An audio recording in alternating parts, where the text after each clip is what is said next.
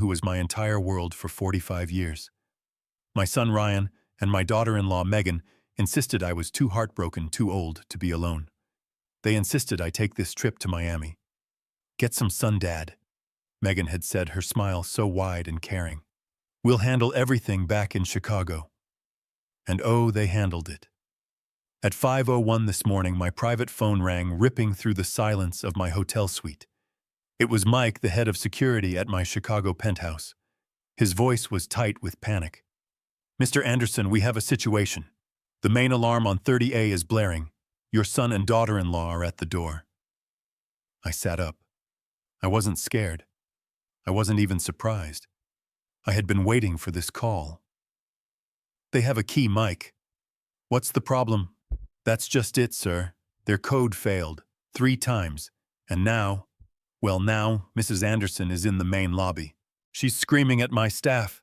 She's claiming she's the new owner. She's threatening to have us all fired if we don't shut it off." I reached for the iPad on the nightstand. The screen glowed, showing me 4 perfect high-definition angles of my own home. And there she was. Megan. Her face was red, contorted with rage, pounding on the solid oak door. My son Ryan stood behind her, wringing his hands, looking like a scared little boy. "She's the new owner, is she?" I whispered to myself. She just couldn't wait. "Sir," Mike said, his voice trembling. She's telling my men that you've been declared mentally incompetent. She has papers. Sir, should I call the Chicago PD?" A smile spread across my face. It was the first real smile I'd felt since Julia's funeral. "No police, Mike." "But sir—" "Mike," I said, and my voice was calm, clear steel. "I want you to go up there right now, use your master override, and you open that door." "You want me to let them in, sir, the alarm?" "Let it shriek. Let the whole building hear it. Just open the door. Mrs. Anderson is about to get a surprise." I hung up. I watched the screen. I saw Mike appear. I saw him swipe his card. The heavy door swung open. The alarm was deafening, a piercing wail designed to wake the dead. Megan shoved past him, dragging Ryan by the arm. She didn't even look at Mike. She was a woman on a mission. "Turn that damned thing off," she shrieked. "I can't, ma'am," Mike said, playing his part perfectly. "Only Mr. Anderson has the new code."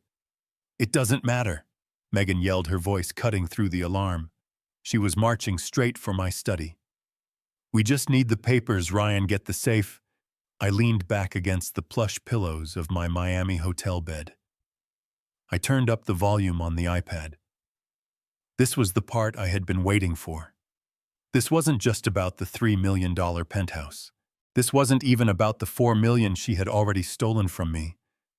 This was about what she did. How she preyed on my grief.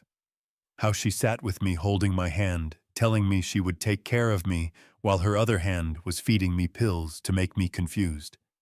She tried to turn me into a helpless, drooling old fool. But she forgot one thing. I am Walter Anderson. I spent 40 years building skyscrapers out of nothing but dirt and steel. I know how to spot a weak foundation. I know how to add a blueprint. And I always know, when to set a trap.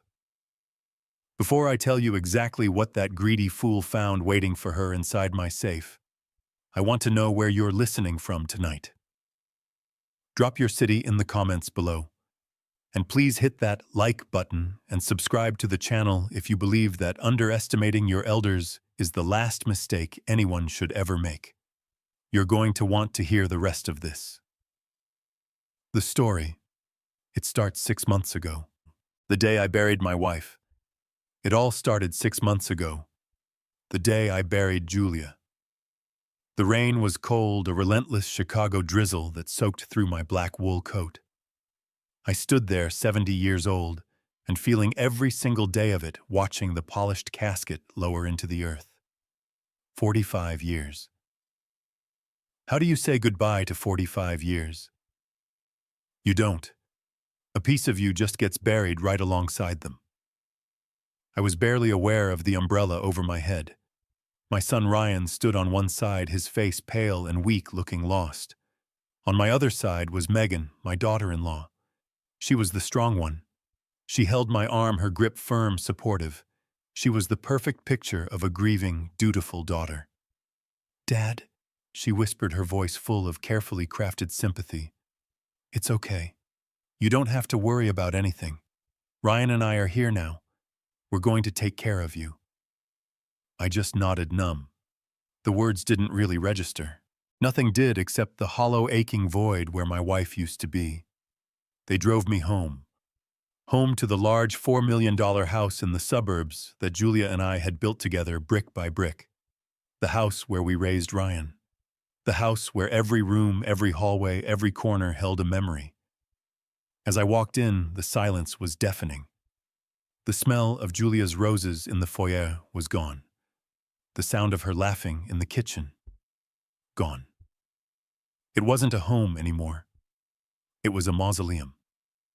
A 4,000 square foot tomb of memories I couldn't bear to face. I sat in my study that night, staring at an empty chair. Megan came in, balancing a tray with a cup of tea. "I brought you some chamomile, Dad," she said softly.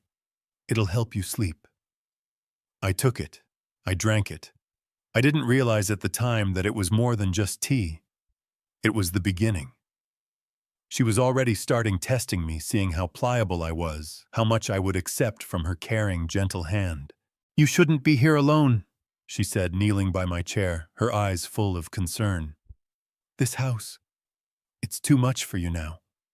Too many ghosts." She was right. I couldn't breathe in that house. I couldn't think. Every part of me wanted to run. "We'll handle it, Dad," she said, taking my hand. "Ryan and I will take care of everything. You just focus on getting better." And I, lost in my fog of grief, believed her. I leaned on her. I trusted her. I let her take charge. That was my first mistake. A week later, the house was filled with an oppressive silence broken only by the ticking of the grandfather clock in the hall. I was sitting in my study, just staring at the wall, when Megan and Ryan came in. They sat down opposite me, their faces arranged in masks of solemn concern. Megan leaned forward, her hands clasped. "Dad," she began, her voice soft, almost a purr. "Ryan and I have been doing a lot of thinking. We're worried about you. Being here alone, it's just not good for your health." I just nodded, too tired to argue. The house felt like a coffin.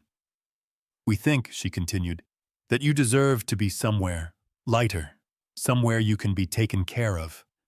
Ryan cleared his throat. "Yeah, Dad. Somewhere safe."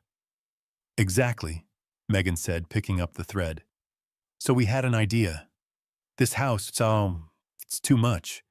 The maintenance, the property taxes, the memories. Why don't we sell it?" I looked at her, my mind foggy from the pills she kept telling me were for stress. Sell it. The idea was shocking, but it also felt like a release. "Yes, we could take the money. It's a $4 million property, Dad, at least, and we could buy you a beautiful new penthouse in downtown Chicago, right on the Magnificent Mile. Think about it. 24/7 security. A doorman. No stairs to worry about. No lawn to mow, no roof to fix." She was selling it, and in my weakened state, I was buying. "You'd have views of the lake," she went on, her eyes bright. "A concierge service. You wouldn't have to lift a finger. You've worked hard your entire life, Walter. You've built an empire. It's time for you to finally just enjoy it. Let us handle the hard stuff." A penthouse. It sounded so sterile. So, not Julia. But the alternative was staying here, drowning in the past. I don't know, Megan. Paperwork. Lawyers. I can't think about all that right now." "You don't have to," she said, her smile instant and radiant. "That's the beauty of it. You don't have to do anything. Ryan, my son, my only son, finally spoke up, looking at his hands. She's right, Dad. Megan knows all about this stuff. All that time she spent at the bank. She knows real estate trusts all of it. We can set it up perfectly. You won't have to worry about a single bill. I looked at my son. I saw his weak chin, his eyes that couldn't meet mine. He wasn't a leader. He was a follower. And he was following his wife. But I was his father. And I was tired. So tired. I wanted the pain to stop. I wanted the emptiness to go away. And they were offering me an escape. A clean, modern, simple escape. Okay, I whispered. The word felt heavy. Okay, kids. If you think it's for the best. Megan's face lit up with a look of pure, unadulterated triumph. She disguised it quickly, replacing it with a look of relief. Oh, Dad, that's wonderful. You're making such a smart decision. She squeezed my hand. Her skin was cold. We'll take care of everything. We'll find the perfect place. We'll handle the sale, the purchase. Everything. I trust you, I said. And those 2 words sealed my fate. It all happened incredibly fast. Megan was a whirlwind of efficiency. Within 2 weeks, she had the house on the market.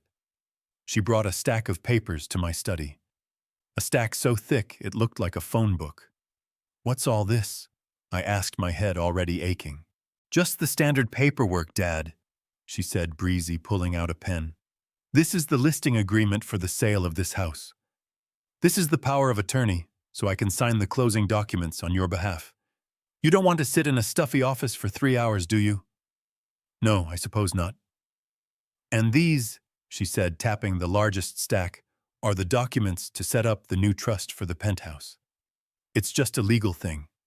It protects the asset.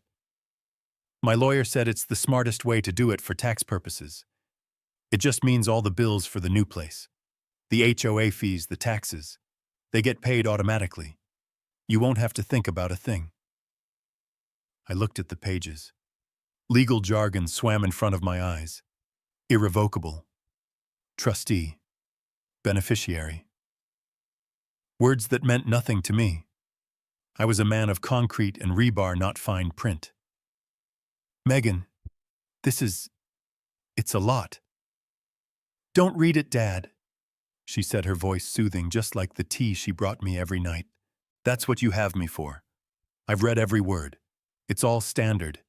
It just protects you. It protects your new home. Now, just sign here, and here, and here. She pushed the papers in front of me. I looked at Ryan. He was standing by the window looking out at the garden Julia had loved. He wouldn't turn around. I picked up the pen. My hand was shaking slightly. It's okay, Dad, Megan whispered. We're here. We'll take care of you. I signed. I signed away my home. I signed away my $4 million. I signed away my entire life, and I didn't even know it. I moved into the $3 million penthouse a month later. It was exactly as she had described. New, clean, impressive. It sat high above Chicago, looking down on the lake like the eye of God. The walls were all glass. The furniture was all sharp angles, chrome and cold white leather. There wasn't a single photograph, not a single worn book. It was the loneliest place I had ever been. But Megan and Ryan were perfect. For the first few weeks, they were there every single day. Megan would arrive with groceries from the most expensive stores. Look, Dad, I got that salmon you like, she'd say, bustling around the state-of-the-art kitchen. Ryan would sit with me awkwardly, asking how I was sleeping. You're our only priority now, Dad, Megan would say, fluffing a pillow on the sofa I never sat on. Your old life is over. This is your time to just be. She took care of everything. Give me all your bills, Dad, she said one morning, sitting at my new glass desk with her laptop open. The electricity, the building fees, your credit cards. I'm going to set up a brand new automatic payment system. It'll all be handled through the new trust account. You won't have to write a single check ever again." It sounded like a blessing.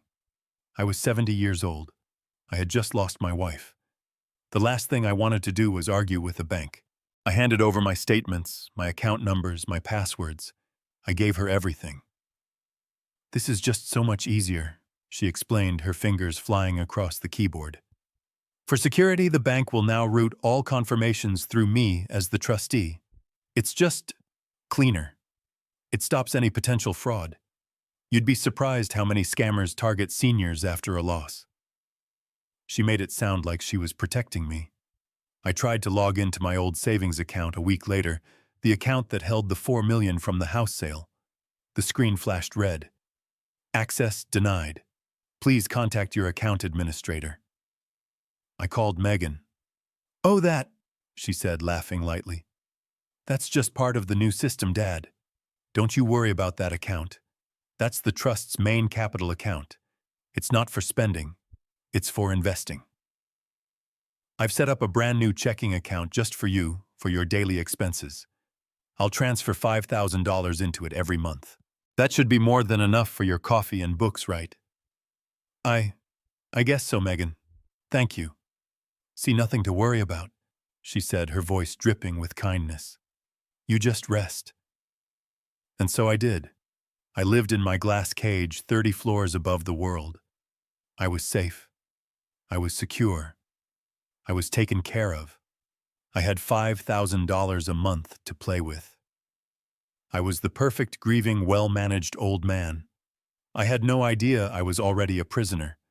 I had no idea that I no longer owned a single thing to my name. This new life, this perfect retirement, continued for about a month. Megan and Ryan were true to their word. They visited constantly. But the visits began to change. They felt less like family stopping by and more like inspections. Megan started asking me strange questions. She'd sit across from me in that cold, white living room, her smile bright and fixed. "How are you sleeping?" "Dad." "Really sleeping?" "Any strange dreams?" Or, "Dad, what did you have for breakfast yesterday?" Just testing your memory.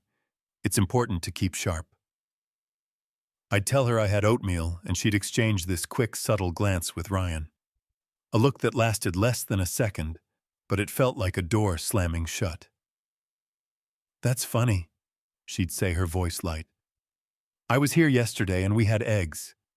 You don't remember that. It's okay. It's perfectly normal to be a little forgetful."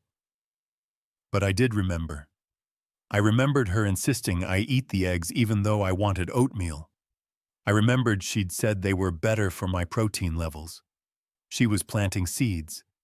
Little seeds of doubt, not just in my mind, but in Ryan's. She was building a case, and I was the star witness against myself.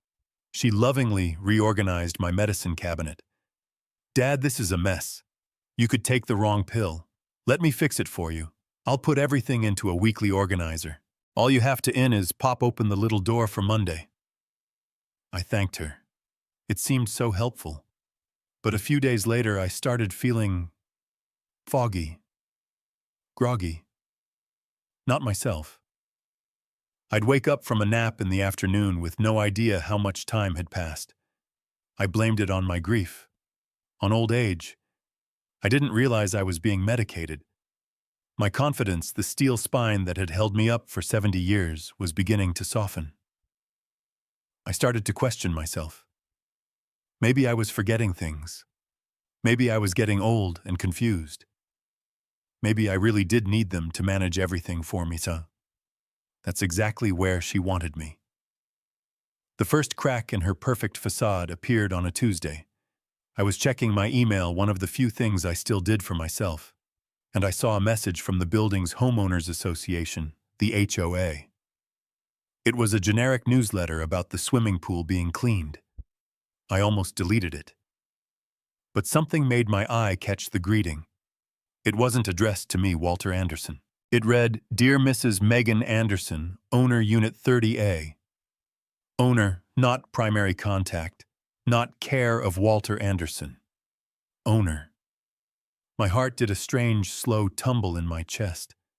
It felt like stepping off a curb I didn't know was there. A mistake. It had to be a mistake. Just like she'd said, a simple clerical error. I waited until she came by that evening bringing me a lasagna she claimed she'd slaved over, but which I knew came from the most expensive Italian deli in the city. I tried to be casual. "Megan," I said, holding up my tablet, "I got this email from the HOA today. It's addressed to you. It says you're the owner." Her smile didn't even flicker. She let out a little laugh, a perfectly rehearsed sound like a bell. "Oh, for heaven's sake," she said, waving her hand dismissively. "That's what I was talking about. Those idiots in the management office. I told them I was the primary contact, the trustee, and their tiny brains just translated that to owner. It's simpler for their paperwork, I guess." Ryan, who was staring at his phone, chimed in right on cue. "Yeah, Dad. It's just paperwork. It doesn't mean anything." "I've already called them about it, Dad," Megan said, taking the tablet from my hand and setting it face down on the table. "I gave them an earful. Don't you worry your head about it. It's handled. Now who wants lasagna?" She was so smooth, so confident. The explanation was plausible. It made sense. So why did I feel a sudden sharp chill? It was Ryan. As he said, "It doesn't mean anything." I watched him. And just for a second, his thumb, which was swiping on his phone screen, stopped. He pressed down hard. His knuckles went white. He was lying. And he was a terrible liar. My son, my own son, was in on it, and he was terrified. That night, I didn't take the pill Megan had left for me in the Tuesday compartment of my new organizer. I palmed it, and when she wasn't looking, I flushed it down the toilet. I lay awake all night, my mind crystal clear for the first time in weeks. The fog was lifting, and I realized my grief hadn't been making me confused. My daughter-in-law had. It all happened incredibly fast. Megan was a whirlwind of efficiency.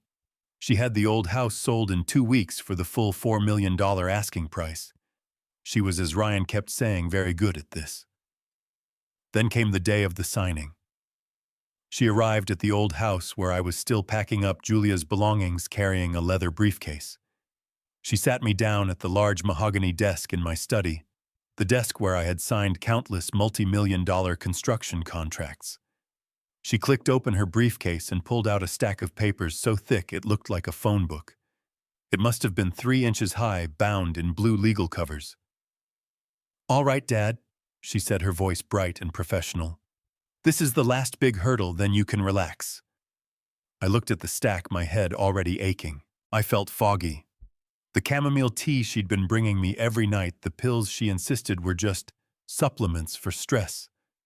They were all making my mind feel like it was wrapped in cotton. "My goodness, Megan," I mumbled. "What is all that?"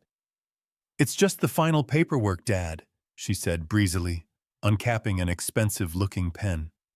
"This part here is the final sale agreement for this house. Standard. This stack is the purchase agreement for the new penthouse. Also standard.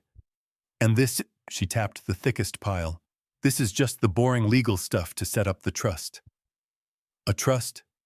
"Yes," she said, not missing a beat. "My lawyer said it's the absolute smartest way to handle this, for tax purposes. It puts the penthouse into a protected entity. It just means all the bills, the HOA fees, the taxes, they all get paid automatically.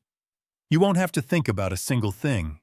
It's just a power of attorney, really, so I can sign the closing documents on your behalf and deal with the bankers. You don't want to sit in a stuffy office for 3 hours, do you?" "No," I said, rubbing my temples. "I suppose not." "Of course not." She smiled that warm, caring smile. "That's what I'm here for. You just need to sign in the places I've marked with these little yellow toes." She fanned the papers out. There seemed to be hundreds of tabs. I looked at the pages. The print was tiny. Legal jargon swam in front of my eyes. Irrevocable. Trustee. Beneficiary. Grantor. Fiduciary duty. Words that meant nothing to me. I was a man of concrete and rebar, not fine print. I built things I could touch. This was just paper. Megan, I hesitated. It's a lot. Are you sure? Dad? She said, her voice turning incredibly soft, her hand covering mine. Don't you trust me? I looked at her.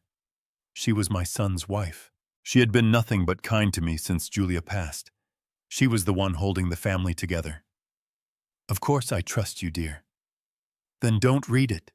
That's what you have me for. I've read every single word. My lawyer has read every word. It's all standard. It just protects you. It protects your new home. Now, just sign here. She pointed to the first yellow tab. And here, and here. I picked up the pen. My hand was shaking slightly. I glanced over at my son.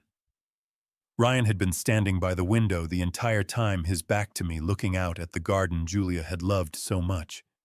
He hadn't said a word. Ryan, I said. He flinched, but he didn't turn around. She knows what she's doing, Dad. Just sign it. Let's get this over with. His voice was strained. I thought it was grief. I thought he was just as sad as I was to be leaving the house. I didn't realize it was guilt. So I signed. I signed the first page, and the next, and the next. I signed my name over and over, turning pages, my signature getting sloppier with each one. I signed away my home. I signed away my $4 million. I signed away my entire life, and I didn't even know it. When I finished, I put the pen down, my hand cramping. There, Megan said, her voice brimming with relief. She quickly, almost too quickly, gathered the pages, stacking them into a neat pile, closing the blue covers. That's it. The hard part is over. You're free, Dad. You're finally free. She put the stack into her briefcase and snapped it shut. The sound was as final as a jail door closing. I'll go file these right now, she said, kissing my cheek. You just rest. I'll call you when the new place is ready. I watched her walk out of the study, Ryan trailing silently behind her. I felt a wave of profound exhaustion, but I also felt relief. It was done. I was in their hands. I was safe. What a fool I was. I moved into the $3 million penthouse a month later. It was exactly as she had described. New, clean, impressive. It sat high above Chicago, looking down on the lake like the eye of God. The walls were all glass. The furniture was all sharp angles, chrome, and cold white leather. There wasn't a single photograph, not a single worn book. It was the loneliest place I had ever been. But Megan and Ryan were perfect. For the first few weeks, they were there every single day. Megan would arrive with groceries from the most expensive stores. Look, Dad, I got that salmon you like, she'd say, bustling around the state-of-the-art kitchen. Ryan would sit with me awkwardly, asking how I was sleeping. You're our only priority now, Dad, Megan would say, fluffing a pillow on the sofa I never sat on. Your old life is over. This is your time to just be. She took care of everything. Give me all your bills, Dad, she said one morning, sitting at my new glass desk with her laptop open. The electricity, the building fees, your credit cards. I'm going to set up a brand new automatic payment system. It'll all be handled through the new trust account. You won't have to write a single check ever again. It sounded like a blessing. I was 70 years old. I had just lost my wife. The last thing I wanted to do was argue with a bank. I handed over my statements, my account numbers, my passwords. I gave her everything. This is just so much easier, she explained, her fingers flying across the keyboard. For security, the bank will now route all confirmations through me as the trustee. It's just cleaner. It stops any potential fraud. You'd be surprised how many scammers target seniors after a loss. She made it sound like she was protecting me. I felt safe. I felt looked after. For the first time since Julia's death, my mind felt quiet. I didn't have to worry about interest rates or due dates. I just had to be. The first time I realized I was locked out, I thought it was a simple mistake. I tried to log into my main savings account online, the one that held the $4 million from the house sale. I just wanted to see the number, to feel that security. The screen flashed red. Access denied. Please contact your account administrator. I called Megan. Oh, that, she said, laughing lightly. That's just part of the new system, Dad. Don't you worry about that account. That's the trust's main capital account. It's not for spending, it's for investing. I've set up a brand new checking account just for you, for your daily expenses. She explained that she would transfer $5,000 into it on the first of every month.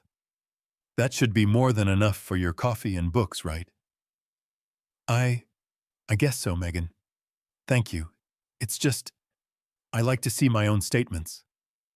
It's just boring legal stuff, Dad. It's all invested in bonds. It's safer this way. It protects you from yourself from making any emotional decisions. It's what Julia would have wanted. For you to be secure. She used Julia's name. That was the final lock on the cage. How could I argue with what my sainted wife would have wanted? You're right, dear, I said. Thank you for being so thorough. See nothing to worry about? She said, her voice dripping with kindness. You just rest. And so I did. I lived in my glass cage, 30 floors above the world. I was safe. I was secure. I was taken care of. I had $5,000 a month to play with. I was the perfect, grieving, well-managed old man.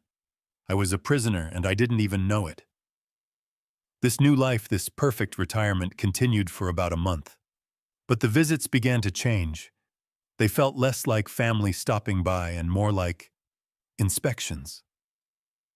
Megan started asking me strange questions. She'd sit across from me in that cold, white living room, her smile bright and fixed. How are you sleeping? Dad really sleeping? Any strange dreams? Or, Dad, what did you have for breakfast yesterday? Just testing your memory. It's important to keep sharp. I'd tell her I had oatmeal, and she'd exchange this quick, subtle glance with Ryan. A look that lasted less than a second, but it felt like a door slamming shut. That's funny, she'd say, her voice light. I was here yesterday, and we had eggs. You don't remember that. It's okay. It's perfectly normal to be a little forgetful. But I did remember. I remembered her insisting I eat the eggs even though I wanted oatmeal. I remembered she'd said they were better for my protein levels. She was planting seeds. Little seeds of doubt, not just in my mind, but in Ryan's. She was building a case, and I was the star witness against myself. She lovingly reorganized my medicine cabinet. Dad, this is a mess. You could take the wrong pill. Let me fix it for you. I'll put everything into a weekly organizer. All you have to do is pop open the little door for Monday. I thanked her. It seemed so helpful. But a few days later, I started feeling foggy, groggy, not myself. I'd wake up from a nap in the afternoon with no idea how much time had passed. I blamed it on my grief, on old age. I didn't realize I was being medicated. My confidence, the steel spine that had held me up for 70 years, was beginning to soften. I started to question myself. Maybe I was forgetting things. Maybe I was getting old and confused. Maybe I really did need them to manage everything for me. That's exactly where she wanted me. The first crack in her perfect facade appeared on a Tuesday. I was checking my email, one of the few things I still did for myself. And I saw a message from the building's homeowners association, the HOA. It was a generic newsletter about the swimming pool being cleaned. I almost deleted it. But something made my eye catch the greeting. It wasn't addressed to me, Walter Anderson. It read, Dear Mrs. Megan Anderson, Owner Unit 30A. Owner. Not primary contact. Not care of Walter Anderson. Owner. My heart did a strange, slow tumble in my chest. It felt like stepping off a curb I didn't know was there. A mistake. It had to be a mistake. Just like she'd said. A simple clerical error. I waited until she came by that evening bringing me a lasagna she claimed she'd slaved over, but which I knew came from the most expensive Italian deli in the city. I tried to be casual. Megan, I said, holding up my tablet. I got this email from the HOA today. It's addressed to you. It says you're the owner. Her smile didn't even flicker.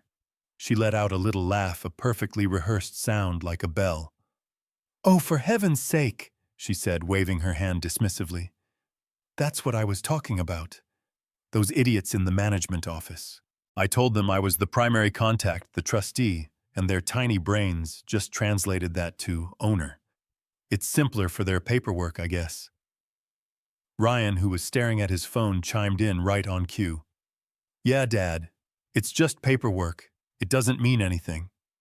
I've already called them about it, Dad, Megan said, taking the tablet from my hand and setting it face down on the table. I gave them an earful. Don't you worry your head about it. It's handled. Now who wants lasagna? She was so smooth, so confident. The explanation was plausible. It made sense. So why did I feel a sudden, sharp chill? It was Ryan. As he said, it doesn't mean anything. I watched him, and just for a second his thumb, which was swiping on his phone screen, stopped. He pressed down hard. His knuckles went white. He was lying. And he was a terrible liar. My son, my own son, was in on it. And he was terrified. That night, I didn't take the pill Megan had left for me in the Tuesday compartment of my new organizer. I palmed it, and when she wasn't looking, I flushed it down the toilet. I lay awake all night, my mind crystal clear for the first time in weeks. The fog was lifting, and I realized my grief hadn't been making me confused. My daughter-in-law had. The fog didn't set in all at once. It was gradual. A slow creeping tide of confusion that I fooled that I was blamed on grief. Megan's care was constant. After I gave her control, her daily visits became less about comfort and more about observation. She would sit across from me in that sterile white living room, her smile bright and fixed. How are you sleeping, Dad? She'd ask, her voice dripping with concern. Really sleeping? Are you having any strange dreams, any confusion when you wake up? I guess I'm sleeping okay, Megan, I'd say. Just tired. Of course you are. It's a lot to process, she'd say, patting my hand. But her eyes were sharp, calculating. They weren't the eyes of a loving daughter. They were the eyes of a scientist observing a specimen. The questions became more pointed, more frequent. Dad, she'd call out from the kitchen while I was trying to read the newspaper. What did you have for breakfast yesterday? I'd pause. Yesterday, I think oatmeal. Yes, oatmeal with raisins. She'd walk out, wiping her hands on an apron, a small, sad smile on her face. She'd exchange a quick, subtle glance with Ryan, who always seemed to be lurking in the background, staring at his phone. A look that lasted less than a second, but it felt like a door slamming shut. Oh, Dad, she'd sigh, her voice full of pity. I was here yesterday, remember? We had eggs, scrambled eggs with chives. You said you loved them. My mind would race. Had we? I couldn't be sure. The days were blurring together. Oh. Right. Eggs. Of course. My mistake. It's okay, she'd say, patting my arm. It's perfectly normal. You've been through a trauma. The doctor said we should expect this. It's important we keep your mind sharp. She was planting seeds, little seeds of doubt, and they were taking root. Then came the help with my medication. I've been on the same blood pressure pill for 20 years. I know my dosage. I know my routine. But Megan insisted I was getting it wrong. Dad, I came in this morning and your pill bottle was on the kitchen counter, she said, one afternoon, her tone one of gentle scolding. You're supposed to take it with food at 8 a.m. It's dangerous to be so careless. What if you forgot, or worse, what if you took it twice? Before I could protest, she had fixed the problem. Look, she said, holding up one of those plastic weekly organizers. I've sorted everything for you. See Monday morning, Monday night. Tuesday morning, Tuesday night. All you have to do is pop open the little door for the right day. No more guesswork. No more mistakes. This is so much safer for you. I thanked her. It seemed so helpful. She was so organized. Julia had always been the organized one. Maybe Megan was just filling that role. But a few days after I started using her pre-sorted pills, the fog truly set in. I started feeling groggy. Not just tired. Groggy. My thoughts felt thick, like wading through wet cement. I'd wake up from a nap on the white leather sofa in the afternoon with no idea how much time had passed. I'd stand in the kitchen, unable to remember why I'd walked in there. Dad, I just told you that, Ryan would say, his voice edged with an impatient sigh. We're having chicken for dinner. Don't you listen? I was starting to question my own mind. My confidence, the steel spine that had held me up for 70 years, was beginning to soften. Maybe I was forgetting things. Maybe I was getting old and confused. Maybe I was a burden. Maybe I really did need them to manage every little thing for me. That's exactly where she wanted me. Helpless, doubtful, pliant. The fog was so thick I almost missed it. The first real crack in her perfect facade. It came on a Tuesday. I was checking my email, one of the few things I still did for myself, and I saw a message from the building's homeowners association, the HOA. It was a generic newsletter about the swimming pool being cleaned. I almost deleted it. But something made my eye catch the greeting. It wasn't addressed to me, Walter Anderson. It read, Dear Mrs. Megan Anderson, Owner Unit 30A. Owner, not primary contact. Not care of Walter Anderson. Owner. My heart did a strange, slow tumble in my chest. It felt like stepping off a curb I didn't know was there. A mistake. It had to be a mistake. A simple clerical error.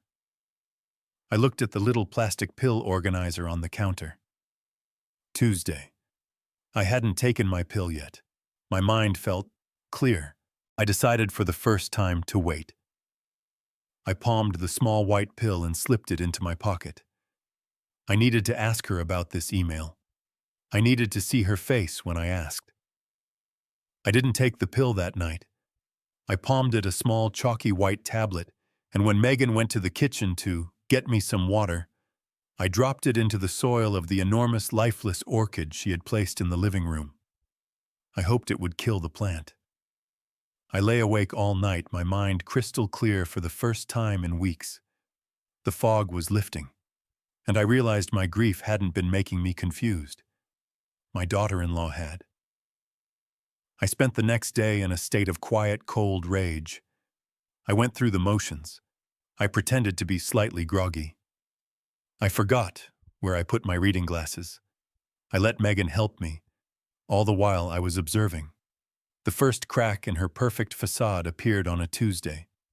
I was checking my email, one of the few things I still did for myself, and I saw a message from the building's homeowners association, the HOA. It was a generic newsletter about the swimming pool being resurfaced. I almost deleted it. Megan handled all the bills. But my gut, the gut of a man who built an empire from dirt, screamed at me. I opened it. I scrolled past the information about the pool, and then my eyes snapped to the address block at the very bottom. My blood went cold. It wasn't just cold, it felt like ice water had replaced it. The letter was addressed clear as day to Mrs. Megan Anderson, owner, Unit 30A. Owner. Not primary contact. Not care of Walter Anderson. Owner. I read the word 5 times. O-W-N-E-R. This wasn't a mistake. This was the truth. The $4 million, the $3 million penthouse. It wasn't mine. I had to be sure. I had to see her face. I waited. At 6 p.m., just like clockwork, I heard her key in the door. Ryan was with her, trailing behind, as always, carrying a bag of expensive groceries. "Dad," she called out, her voice bright and cheerful. "We brought dinner. I got that amazing roast chicken you—" "Megan," I said. I kept my voice quiet, a little shaky. I held up my tablet, the email displayed on the screen. She stopped dead in the entryway. She saw what I was holding. I got this from the HOA today," I said, playing the part of the confused old man. It's addressed to you. It says you're the owner. That can't be right, can it?" For a split second, a flash of pure cold panic crossed her face. It was the fastest emotion I had ever seen, and then just as quickly it was gone, replaced by a peal of laughter. It was a perfectly rehearsed sound, like a bell. "Oh, for heaven's sake," she said, waving her hand dismissively as she walked toward me. She took the tablet from my hand, as if I were a child holding something dangerous. "That's what I was talking about. Those idiots in the management office." She shook her head, full of theatrical exasperation. "I told them, I said, I am the trustee. I am the primary contact for Mr. Anderson's affairs. And their tiny little administrative brains just translated that to owner. It's simpler for their paperwork, I guess. It's just a silly clerical error." I watched her. Her smile was perfect. Her eyes were warm and reassuring. She was the best liar I had ever met. It doesn't mean anything, right?" I asked, playing my role. "Of course not, Dad. Don't you worry your head about it." It was then that Ryan chimed in. He was still standing by the door, shifting his weight, refusing to look at me. "Yeah, Dad," he said, his voice a little too high. It's just paperwork. You know, Megan handles everything. She's got it." And that's when I knew for certain. My intuition, the gut feeling that had saved me from bad deals and shady contractors my entire life, screamed. It wasn't just what Ryan said. It was the bead of sweat I saw tracing a path down his temple even though the apartment was cold. It was the way his eyes darted everywhere but at me. He was lying. And he was a terrible, terrible liar.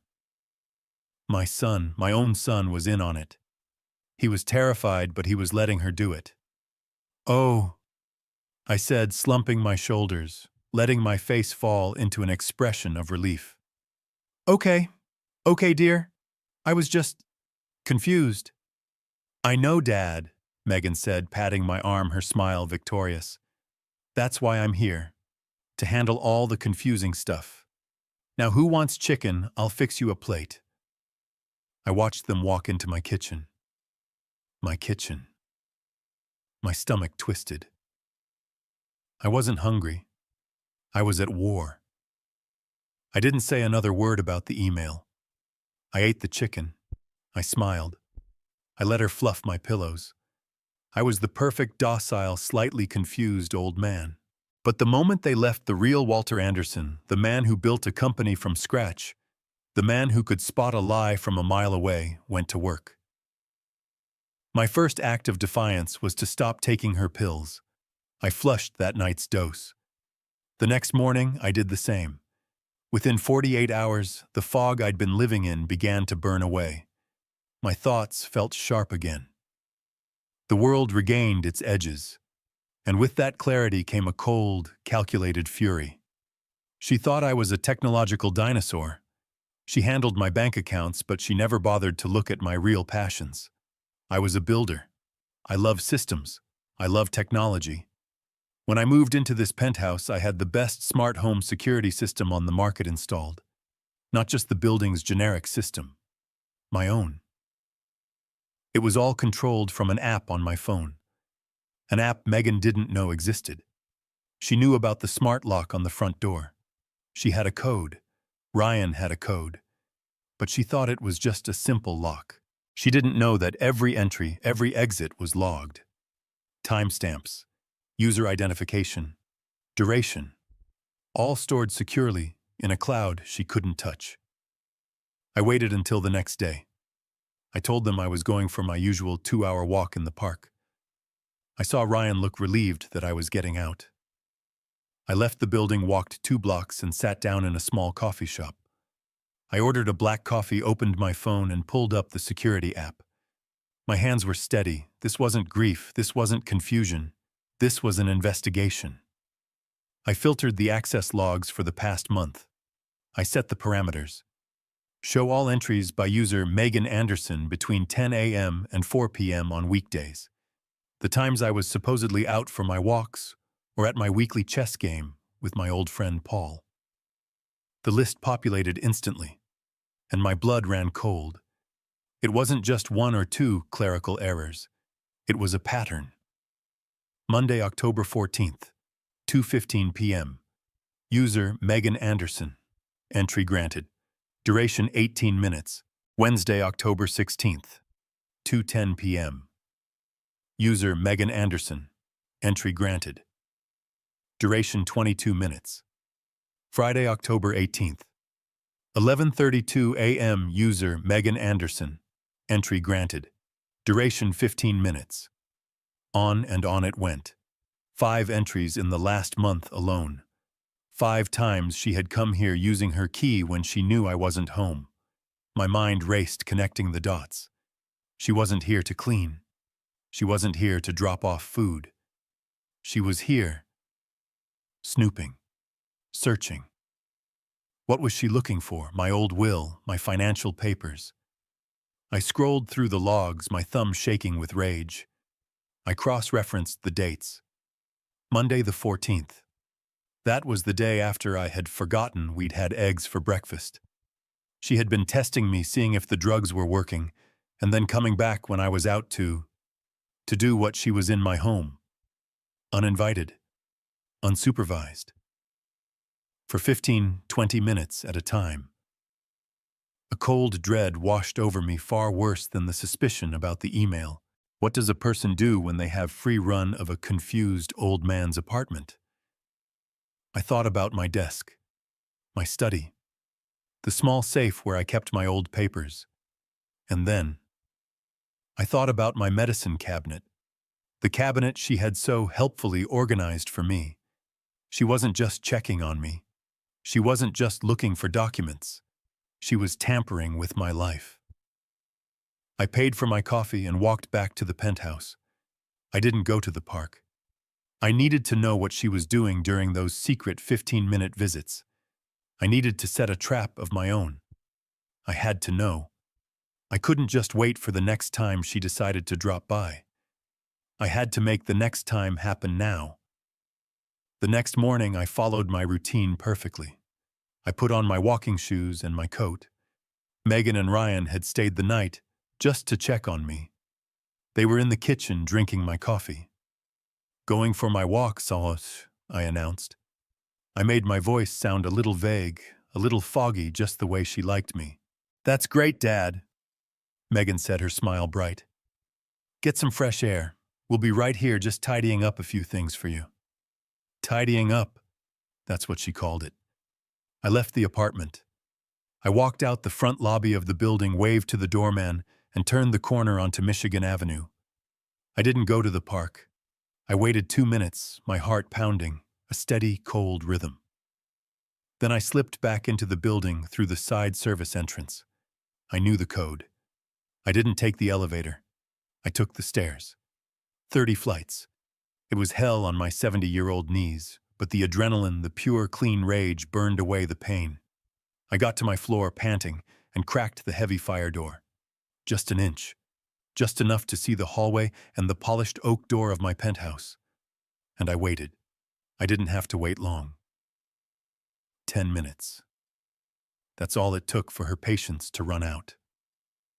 My phone buzzed silently in my pocket. The notification from my private security app. User Megan Anderson. Entry granted. 10:14 a.m. I watched through the crack. I saw her. She wasn't tidying up. She had clearly been waiting for me to leave. She looked both ways down the empty carpeted hall, then slipped inside my apartment. The door clicked shut. My heart was hammering against my ribs. "What are you doing in there?"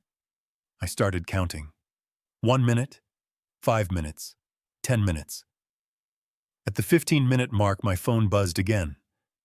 Door locked. User Megan Anderson. 10:29 a.m. I saw her exit. She looked both ways again, then walked calmly to the elevator. She even had a little smile on her face. Smug, satisfied.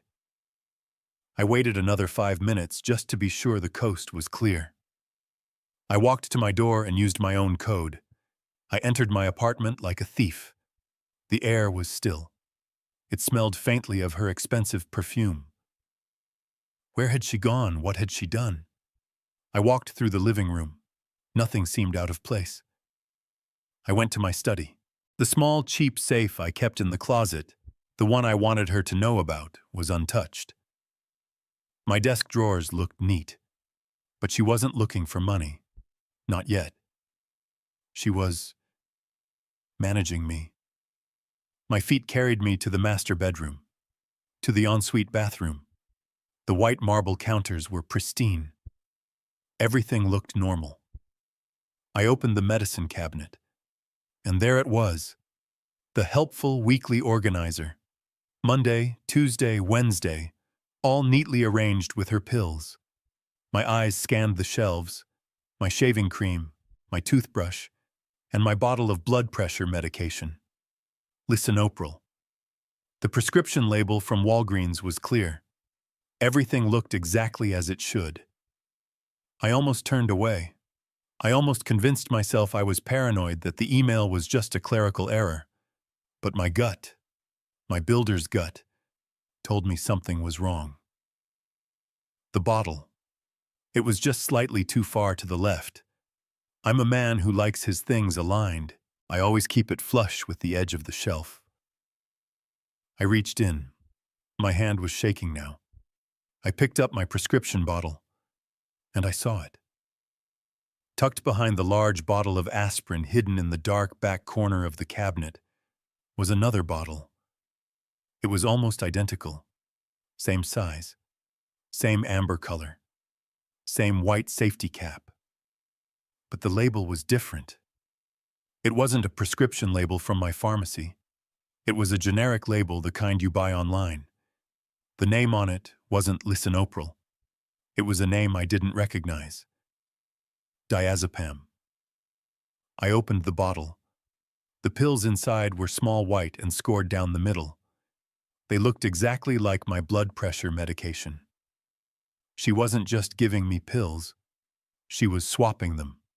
She was coming in here refilling my Tuesday and Thursday slots with one of these, and I was taking it none the wiser. I pulled out my phone. I typed the word diazepam into the search engine.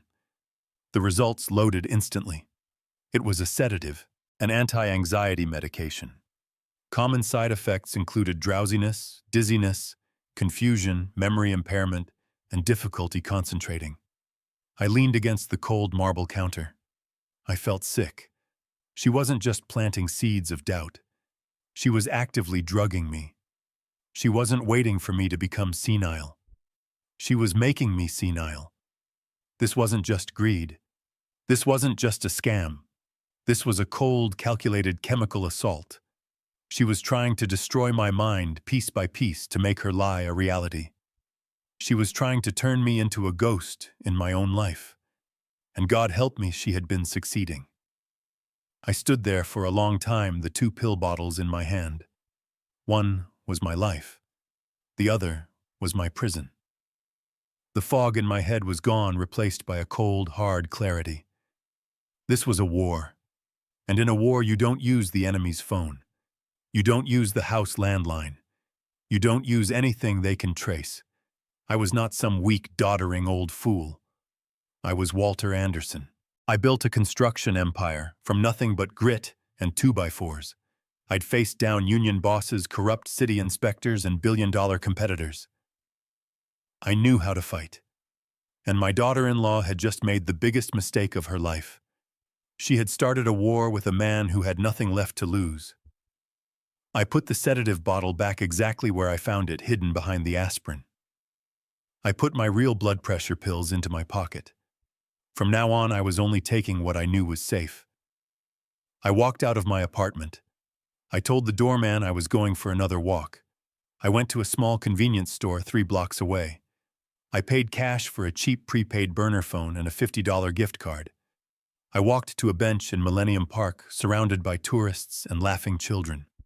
I activated the phone using the gift card, not my credit card. No paper trail. I dialed a number I knew by heart. A number that wasn't in my regular phone's contacts. The direct line for Nina Ramirez. Nina wasn't just my company's lawyer. She was my bulldog. For 30 years, she was the one I called when a deal went bad, when a subcontractor tried to sue me, when I needed to bring the hammer down. She was sharp, she was ruthless, and she was loyal only to me. She picked up on the second ring. Ramirez. Nina, I said, my voice low and steady. It's Walter Anderson. There was a pause. Her voice instantly changed from professional to concerned. Walter, what's wrong? You're not on your regular number. Are you okay? No, Nina, I'm not. I'm in serious trouble. I need your help. And this conversation has to be absolutely 100% confidential. No one can know we spoke. Not my son. Especially not my daughter-in-law. I could hear the faint sound of her typing on her keyboard. I'm on a secure line. Talk to me, Walter. What's going on? I took a deep breath. Saying it out loud made it real. I think my daughter-in-law is trying to have me declared incompetent. I think she's been drugging me. And I think she already stole $4 million. Silence. Nina was not a woman who was easily shocked, but I could hear her processing the accusation. Walter, she said, her voice dropping to a whisper. I need you to be very, very precise. Tell me everything. From the day Julia died. Every conversation, every pill, every signature. Start from the beginning. And so I did. I sat on that park bench for an hour. I told her about the funeral, the sadness, the confusion, the conveniently timed pills, the stack of standard paperwork, the HOA email, the smart lock logs, and finally the 2 pill bottles in my medicine cabinet. I told her everything. When I finished, there was another long, heavy silence. Walter, she finally said, and her voice was no longer that of a friend. It was the voice of the lawyer I paid $1,000 an hour for. It was cold. It was furious. You are not paranoid. You are being systematically defrauded. This isn't just a family dispute. This is a criminal conspiracy. What did I sign, Nina? What did she have me do? Based on what you're telling me. Irrevocable trust. Sole trustee. She didn't just buy you a house, Walter. She tricked you. She had you sign documents that transferred your entire $4 million into a trust that she controls. You didn't buy a penthouse. She did. With your money. And she gave you permission to live in it. For now. I felt sick. So, I have nothing. You have me, she said, and I could hear the steel in her voice. Now this is what we're going to do. You are going to go back to that apartment. You are going to play the part. You are the confused, grieving, foggy old man. You take her fake pills, and you spit them out later. You forget things. You let her think her plan is working perfectly. While I do what Nina, while I go to war, I'm hiring a private investigator. I'm pulling the property deeds. I'm getting a copy of that trust document. I'm going to find out exactly what she did. And then Walter, then we're going to burn her to the ground. I met Nina 2 days later, not at her high-rise office downtown, but at a small, out-of-the-way diner on the south side, the kind of place with cracked vinyl booths and bad coffee. It was perfect. No one would ever look for Walter Anderson there. I got there 20 minutes early. I sat in the back booth, my back to the wall. I had a thin manila envelope on the seat beside me. It contained the only proof I had. Before I signed that mountain of paperwork, I'd told Megan I needed to get my reading glasses from the other room. In that moment, I'd snapped quick photos of the first page of each major document with my phone. The signature pages. It wasn't much, but it was something. Nina slid into the booth at exactly 9:30. She wore a simple pantsuit, no fancy jewelry. She looked tired, but her eyes were like laser beams. She nodded at the waitress. "Just coffee. Black." She turned to me. "Okay, Walter. Show me what you've got." I slid the envelope across the table. I had printed the photos at a pharmacy kiosk paying cash. "It's not all of it," I said, my voice low. "It's just the top pages, the ones I signed." Nina pulled out the printed photos. She didn't say anything for a long time. She just read. I watched her face. Nina Ramirez has the best poker face in Chicago, but I've known her for 30 years. I saw the subtle shift. Her jaw tightened. Her eyes narrowed almost imperceptibly. Her knuckles resting on the table went white. She finally looked up from the papers. Her expression was grim. It was the same look she'd given me when a steel supplier tried to defraud us on the Hancock project. It was her "we are going to war" face. "Walter," she said, her voice quiet but heavy. "This is bad. This is much worse than you thought." "What do you mean, the HOA email? She's the owner, isn't she?" "Oh, Walter." Nina sighed, pushing the photos back toward me. "She's not just the owner. That would be simple. We could fight that." "No, she was much, much smarter than that." She tapped the photo of the thickest document, the one Megan had called the boring legal stuff. "She didn't just trick you into putting her name on the deed, Walter. She had you sign an irrevocable trust." I stared at her. The word sounded final. A trust? Like for when I die?" "No," Nina said, shaking her head. "Not like that.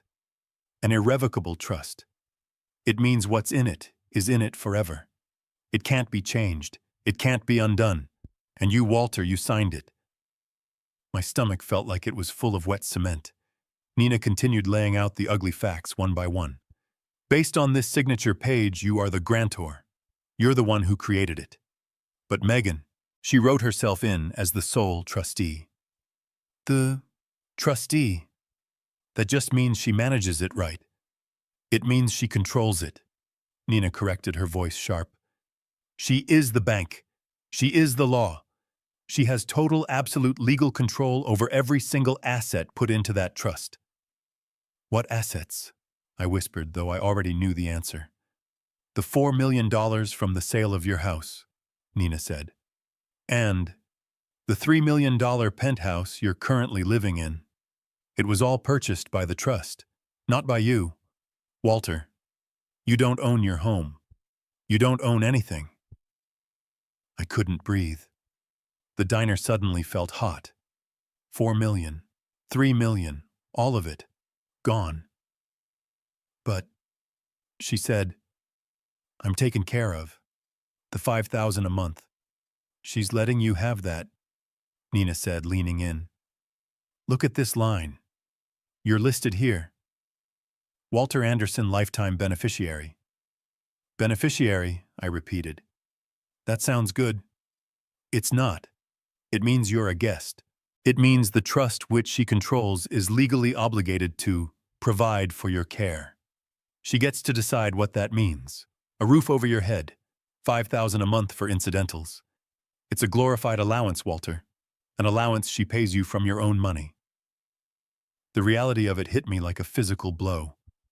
The glass walls of the penthouse weren't a home. They were the transparent walls of a very expensive cage. So, I said, the words tasting like ash in my mouth. I'm a tenant. I'm a tenant in my own house. Nina looked at me, her eyes filled with a cold, hard pity. Exactly. I went back to the penthouse and played my part. I was the confused, grieving old man.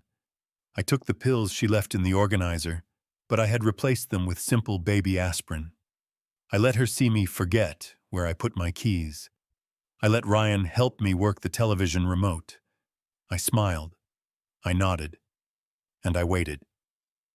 Nina didn't just sit on the information. She hired a private investigator, a man named Costello, a former Chicago PD detective, who, as Nina put it, could find a lie in a prayer book. A week later, we met again, this time in the back of a dark steakhouse at lunch. Nina looked pale. She hadn't slept. She slid a new thin folder across the table. "Walter," she said, her voice barely a whisper. "It's worse. I didn't think it could be worse, but it is." What did Costello find? He started with the money, the trust. It's locked up tight, just as we thought. But then he looked into her, into Megan, her recent activities, her connections. Nina paused. "Walter, do you remember seeing a doctor about 3 months ago, a specialist Megan insisted you see?" I searched my memory. The past few months were a blur, but yes. "I think so. She said I was stressed from the grief. A Dr. Evans. She said he was a top psychiatrist, helped with managing anxiety." "He's not a psychiatrist," Nina said, her voice flat. "He's a general practitioner, and Costello ran his background. Dr. Mark Evans was in the same sorority, or fraternity, whatever. He was in the same graduating class as Megan at Northwestern. They were college friends. He has a private practice that's failing. She paid him. Costello thinks so. But it's what Evans did that matters. He got a copy of the report, Walter, the evaluation that Dr. Evans filed after your 1-hour visit." She pulled a single sheet of paper from the folder and slid it to me. I read the words and my hands began to shake. Patient Walter Anderson. Diagnosis: onset of senile dementia. Significant cognitive decline. Notes: patient exhibits severe memory impairment, confusion regarding time and place, and an inability to process complex information. He is no longer capable of managing his own personal or financial affairs. Recommend immediate legal guardianship. "My God," I whispered.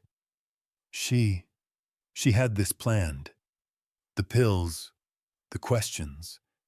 She was building a case. "This is her endgame, Walter," Nina said, her eyes flashing with a cold fire. "This is her kill shot. She isn't just content to let you live in her penthouse on her allowance. She wants it all. And she wants it now." I stared at the paper. It was a complete fabrication. A lie written on a doctor's letterhead. "What's her next step?" I asked. "Her next step," Nina explained, as if mapping out a battle, "is to take this fake medical report to court. She will file for an emergency conservatorship. She'll tell the judge that her poor, confused father-in-law is a danger to himself. She'll have Ryan, your own son, back her up. She'll show them the trust documents proving she already manages your finances. This report is the final nail in the coffin. A judge will look at her caring testimony and sign the order in a heartbeat. A guardianship, like she'd control me." "Completely," Nina said. "And here's the truly diabolical part. The lifetime beneficiary status you have in the trust, it's conditional. It's based on you being able to live independently in that penthouse." I finally understood. The whole horrifying picture. "Once you are legally declared incompetent," Nina said, her voice low, You are no longer capable of living independently. Your lifetime right to the penthouse becomes null and void. As your new legal guardian, Megan would have the full authority to move you, to protect you. A nursing home, I said.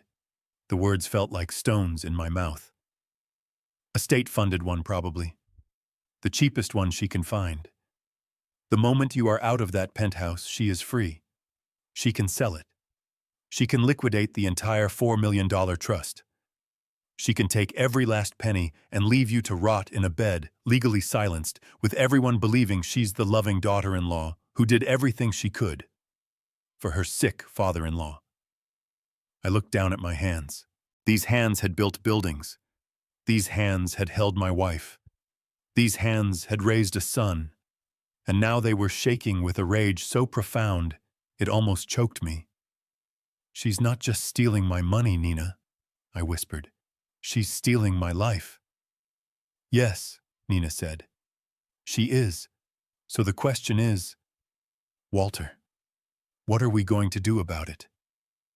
I felt the blood drain from my face. I looked down at my hands. These hands had built skyscrapers. They had held my wife when she was sick. They had raised a son. And now they were shaking, resting on the sticky diner table, useless. So that's it, I whispered. The words tasted like ash. She's won. She has the trust. She has the fake medical report. She has my son. I have nothing. I looked up at Nina expecting. What pity for her to tell me we could sue a long, messy, expensive lawsuit that a confused old man would probably lose. But Nina wasn't looking at me with pity. Her face was different. The grim, serious expression was gone, and in its place was a smile. It was the coldest, sharpest, most terrifyingly beautiful smile I had ever seen. Not quite, Walter, she said, her voice dropping to a low, dangerous purr. Not quite everything. I just stared at her. What are you talking about? You just said it yourself. The trust is irrevocable. I'm a tenant in my own home. That's true, she said, leaning forward, her eyes bright. But Megan made a mistake. A critical, arrogant, amateur mistake. She tapped the stack of photocopied pages I had given her. Megan is a banker. She knows about moving money. She knows what a trust does. But she is not a high-level estate lawyer. She's cheap, and she's arrogant. She didn't hire a top-tier law firm to draft this document, Walter. She didn't want another lawyer looking into her scheme. What? What did she do? She used a template, Nina said, her smile widening into a grin that looked like a shark's. A standard boilerplate, downloadable from the internet template. She pushed one of the pages I had photographed across the table. It was covered in tiny, dense legal print. My eyes blurred, trying to read it. She thought she was being smart, Nina continued. She was so focused on the big print, making herself the sole trustee, making you the lifetime beneficiary, that she completely ignored the fine print, the boring stuff. She pointed with a long, painted fingernail to a single, small paragraph. Section 9B. She forgot about this, Walter. I squinted my reading glasses, digging into my nose. The trust protector. Exactly, Nina said, her voice full of triumph. The trust protector. It's a third-party role common in modern trusts. It's designed to oversee the trustee to make sure the grantor's that's you original intent is being honored. Megan probably read it, thought it was just irrelevant legal jargon, and never gave it a second thought. Okay, I said, my heart starting a slow, heavy drumbeat. So I can appoint someone. You can do more than that. Nina's voice was electric. As the grantor, this template gives you the sole and absolute power to appoint one. And she never read the next sentence. The trust protector has the full unilateral legal authority to remove and replace the trustee. The words hung in the air of that greasy diner. Remove and replace. I looked at her, my mind catching up, the gears finally grinding into motion. Change. The trustee. You mean, fire her. As in fire her, Walter. Nina confirmed, her smile now feral. As in kick her out on her ass. She handed you the gun to shoot her with. But we'd need cause. We'd have to prove she was mismanaging things. Nina actually laughed. A short, sharp, terrifying sound. Walter, she is actively drugging you. She is filing fraudulent medical reports with the intent to steal your assets. We don't just have cause. We have a 5-alarm criminal fire. We have a bomb. The blood wasn't cold in my veins anymore. It was hot. It was boiling. The old man, the confused, grieving victim, he evaporated. And Walter Anderson, the man who built this city, was back. My hands were perfectly steady. Nina, I said, my voice no longer shaking, how do I appoint a trust protector? You just need to sign a piece of paper, she said, already pulling a fresh document and a pen from her briefcase. It appoints me, and the moment you sign this, I'm going to take her entire world apart piece by piece. I looked at the pen. I looked at her. She thinks she's just one step away from victory, I said. She thinks she just needs to get me declared incompetent. Yes, Nina said. She thinks she's playing chess, but she's been playing checkers, and she has no idea you're about to flip the board. I took the pen. Let's set the trap. I left the diner and walked back to the penthouse, but the man who re-entered that glass box was not the same man who had left. The fear was gone. The confusion was gone. I was an actor now, and I was about to give the performance of my life. I spent the rest of the day practicing. I practiced letting my hand tremble when I reached for a glass. I practiced letting my voice waver, trailing off mid-sentence.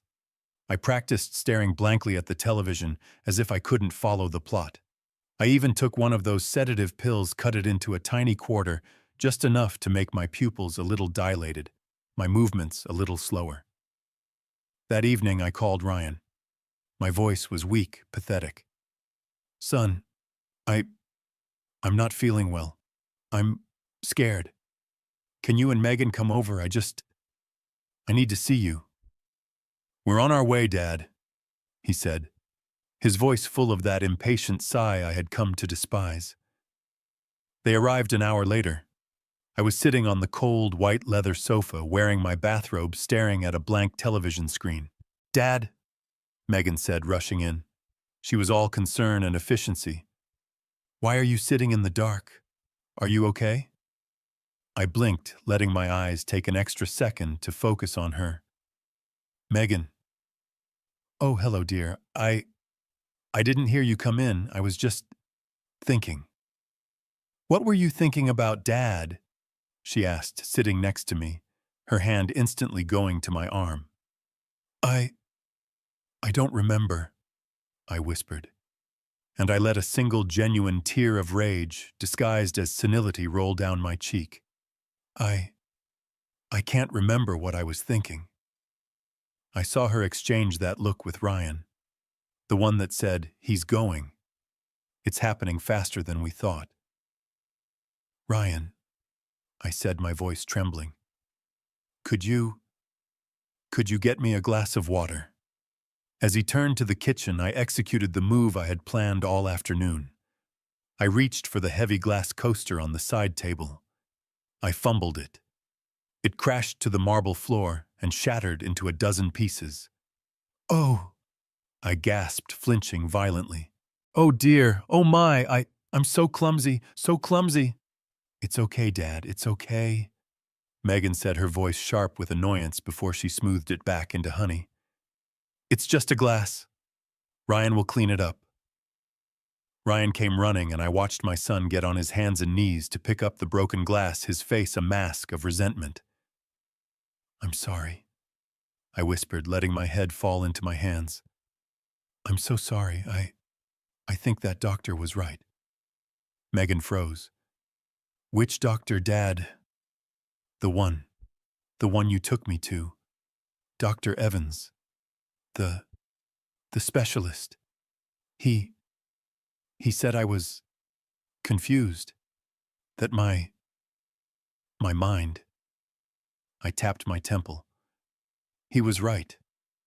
I keep forgetting things. I'm breaking things. I'm just so tired.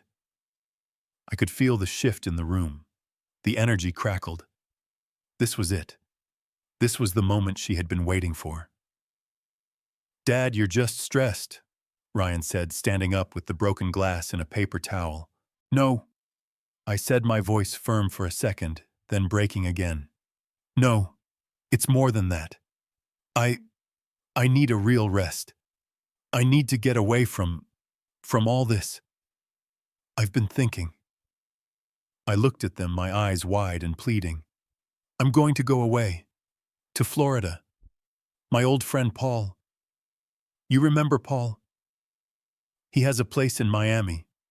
On the beach. It's quiet. Ryan looked at Megan, his eyes wide. I'll go for a while, I said. A long while, maybe 2 months. Just to rest my head. 2 months. I dangled the bait in front of them. A 2-month window. An empty penthouse. A confused old man hundreds of miles away. Megan's face was a masterpiece of control. She didn't look happy. She looked deeply, profoundly concerned. She was a brilliant actress. Oh, Walter, she said, using my first name, which she rarely did. It sounded like a caress. That's a wonderful idea. Isn't it, Ryan? The sun, the ocean air? It would be so good for you.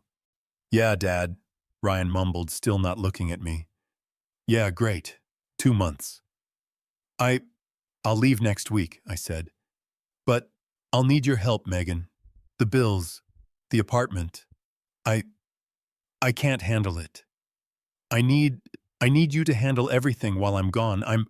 I'm putting all my trust in you, dear. You'll watch the place for me. Her smile was like the sun coming out. It was blinding. Of course, Dad, she said, squeezing my hand so hard her rings dug into my skin. Don't you worry about a single tiny thing. You just go and relax. We've got this. Everything. Everything will be right here, safe and sound, when you get back. I watched them leave the apartment. I heard them whispering excitedly by the elevator, their voices buzzing like flies. I stood up. I was no longer shaking. I walked to the kitchen and poured myself a glass of water, my hand perfectly steady. Hook, I said to the empty, silent room. Line and sinker. The week before my trip was the longest week of my life. I was an actor. Every move was rehearsed. Every word was a lie. Nina and I had a plan. We needed to set the stage. And that meant getting Megan and Ryan out of my penthouse for at least 3 hours. I used her own tactics against her. I pretended to have a bad spell on Tuesday morning. I collapsed in the kitchen, clutching my chest. It was a good performance. Ryan turned white as a sheet, fumbling for his phone. Don't call an ambulance, I gasped. It's just my heart. I need to see Dr. Peterson. Dr. Peterson was my real cardiologist, a man I'd seen for 20 years, a man Megan didn't know and couldn't control. Megan, of course, took charge. I'll drive you, Dad. Ryan, stay here. No, I insisted, my voice a frail whisper. No, I need Ryan to come. I want my son with me. This was critical. I had to get them both out. She argued, of course. She wanted to be the one in charge. But I was panicked. I was the old man having a heart episode. I refused to go without my son. Finally, she relented, annoyed. Fine, we'll both go. The moment their car left the parking garage, I sent a text to Nina from my burner phone. The stage is clear. You have 3 hours. I didn't go to any doctor. Ryan and Megan dropped me at the hospital entrance and went to park the car. I walked straight through the lobby out a side door and took a taxi to a small diner 2 blocks away, where I sat with a coffee and watched the clock. Meanwhile, Nina's team moved in. They weren't just techs, they were Costello's best. 2 men disguised as high-end audio-visual installers arrived at my penthouse. Mike, the security head, had been briefed by Nina. He knew this was a highly sensitive corporate security matter and let them in without a record. They were fast. They were silent. They were invisible. They installed 4 micro cameras, not the kind you buy at a big box store. These were professional-grade pinhole lenses that could broadcast high-definition audio and video directly to a secure cloud server. One went in the living room, hidden in a smoke detector, giving a perfect view of the front door. One went in my bedroom, tucked into the spine of an old construction manual on my bookshelf, aimed at the bed and the medicine cabinet. The most important one went into my study. It was embedded in the wall-mounted air conditioning vent, aimed directly at the small, cheap mini-safe I kept in the closet. The safe I knew she had been curious about. The 4th, that was Nina's idea. It went in the main hallway, giving a clear view of the study door, the living room entrance, and the kitchen. There was nowhere to hide. They were in and out in 90 minutes. By the time Ryan and Megan came to pick me up from the hospital lobby, after I'd had a nice lunch and a long rest, I was the picture of a frail, scared old man. The doctor said it was just stress, I mumbled, letting them help me into the car. He said I was right to be worried. The next step was the alarm system. Megan had the guest code to the building's master alarm for my unit. She thought it was the code. I called Mike at the security desk. I went down to the lobby to talk to him in person. "Mike," I said, leaning on the counter, making sure to let my hand tremble a little. I've been so forgetful lately. Since my wife, I'm worried about security. I keep thinking I've left the door unlocked." "You're fine, Mr. Anderson," he said, trying to be kind. "No, I want to change the master code," I insisted. "A new one. And this is important. I only want you and me to have it. Not my son, not my daughter-in-law. They have enough to worry about. I don't want them stressed or tempted. You understand?" Mike was a good man. He'd worked in that building for 15 years. He'd seen families implode. He nodded slowly. "I understand completely, Mr. Anderson. A private code, just for the owner. We can do that right now." He reset the system. We created a new 8-digit master code. Megan's old code was now useless. It would do exactly one thing: set off the alarm. The trap was almost complete. The last part was the bait. I went to my study. I opened the mini-safe. I took out my real documents, my new will, which left everything to a charity in Julia's name, my passport, my real financial statements, and I put them in a bank's safe deposit box that afternoon. Then I carefully placed new items inside the safe. I put in my old expired will from 20 years ago, the one that left everything to Ryan. This was the document I knew she wanted to find. The document she would want to destroy, not knowing it was worthless. I added Julia's old costume jewelry. Nothing valuable, but it looked impressive. And finally, I put in a stack of old defunct stock certificates from a company that went bankrupt in the 90s. They looked official. They looked valuable. They were just paper. I closed the safe. I spun the dial. The stage was set. The cameras were rolling. The alarm was armed. The bait was in place. All I had to do was leave the country. I packed my bags for Miami. I let Megan help me. She folded my shirts, her hands moving deftly, a little too eager. "You're going to have a wonderful time, Dad," she said, zipping the suitcase shut. "You just rest, and don't you worry about a single thing back here." "I know you'll take care of everything, dear," I said, patting her hand. "You're a good daughter." She smiled. "We'll see you in 2 months." I let Ryan drive me to O'Hare. At the security gate, I gave him a weak, frail hug. "Take care of the place, son." "We will, Dad," he said, already looking past me, already thinking about his new life. I watched him walk away. I went to my gate. I boarded my flight. And as the plane took off, lifting me up over the Chicago skyline, I didn't feel sad. I felt light. I was no longer a grieving old man. I was a hunter. And the hunt had just begun. I landed in Miami, but this was no vacation. The air was warm, thick, and smelled of salt, but I felt none of it. I checked into a $1,000 a night suite at the Fontainebleau, a room with a wide balcony overlooking the Atlantic Ocean. It was the kind of place Megan would have loved, all flash and no substance. I didn't even look at the view. I walked straight to the desk, unpacked my carry-on, and took out the two things that mattered: my new burner phone and my iPad. I logged into the secure server Nina's team had set up. The connection was flawless. 4 small, silent screens appeared. My living room, my bedroom, my study, the main hallway, all empty, all quiet. This wasn't a vacation. This was a command center. This was my war room. I ordered a club sandwich from room service. I ate it while I watched my empty, silent apartment 1,000 miles away. I was a hunter, and I was waiting for the prey to walk into the kill zone. The first day was agonizing. Nothing happened. I watched the dust motes dance in the sunlight, hitting the marble floor of my own living room. I watched the automated lights turn on in the evening. I watched the city lights of Chicago glitter outside my window.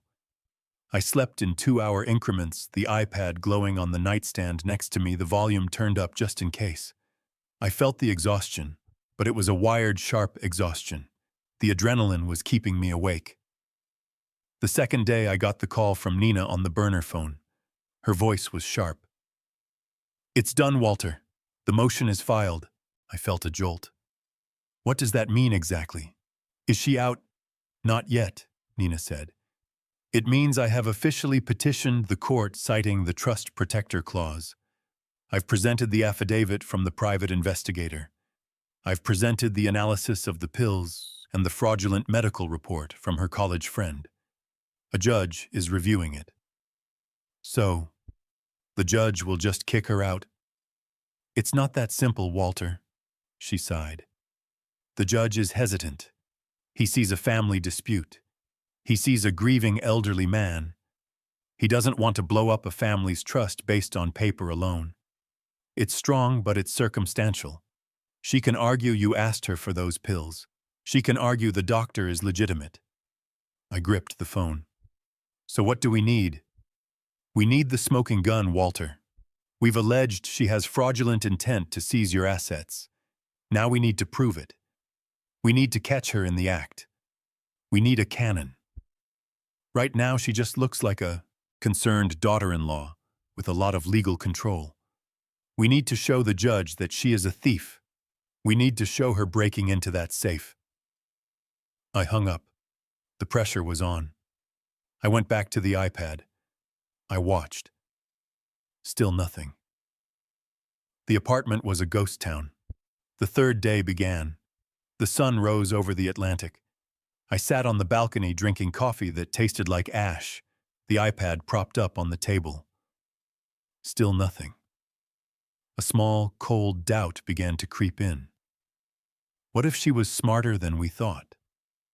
What if she got spooked? What if she decided, out of some rare flicker of caution, to wait the full 2 months just to be safe? What if she was already in court, filing her own motion, using her fake doctor's report, claiming I had fled the state in a fit of dementia and needed to be brought back? My plan, my whole counterattack, it all hinged on one simple human flaw: greed. I had to trust that Megan's arrogance was greater than her patience. I had to trust that she truly believed that I was a doddering, confused old fool. She had been winning for 6 months. She hated not being in control. She wouldn't wait 2 months for what she believed was already hers. She couldn't wait. She just needed to feel safe. She just needed a few days to be sure the old man was truly gone, that the trap wasn't a trap. The afternoon of the third day dragged on. I didn't leave the room. Room service came and went. The plates piled up. I watched Ryan and Megan's joint bank account online. No large purchases, no sudden movements. They were being quiet. Too quiet. The sun set over Miami. I watched the lights of Chicago click on again in my apartment thousands of miles away. I watched the dark, empty study. The cheap mini-safe was still there, untouched. I ate dinner. I tried to read a book. I couldn't. The words just swam. I just stared at the 4 screens. 10 p.m., 11 p.m., midnight. My eyes were burning. I was 70 years old. I was exhausted. I was starting to believe I had miscalculated, that I had failed. I must have drifted off around 4:30 a.m. in the hotel armchair, the iPad still glowing in my lap. I was jerked awake by a sound. It wasn't in the room. It was on the iPad. A sound so loud, so piercing, it cut right through my sleep. The alarm. It was 5:01 a.m. I stared at the screen. The main hallway camera was flashing strobe lights, painting the walls red.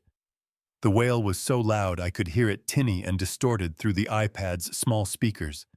My burner phone rang at the exact same second. It vibrated violently on the glass table, rattling like an angry snake. I grabbed it. The screen read, "Mike, Penthouse Security." I looked at the iPad. The screens were chaos. And then my front door was flung open. There she was, Megan, rushing in. Her face was a mask of pure, unadulterated rage. I hit answer on the phone. "Mr. Anderson." Mike's voice was a panicked whisper. "Thank God." "Sir, someone just used the old guest code. It failed. The alarm is going off. The whole floor can hear it. And, sir, your daughter-in-law is in the lobby. She's screaming." A slow, cold smile spread across my face. "What's she screaming, Mike?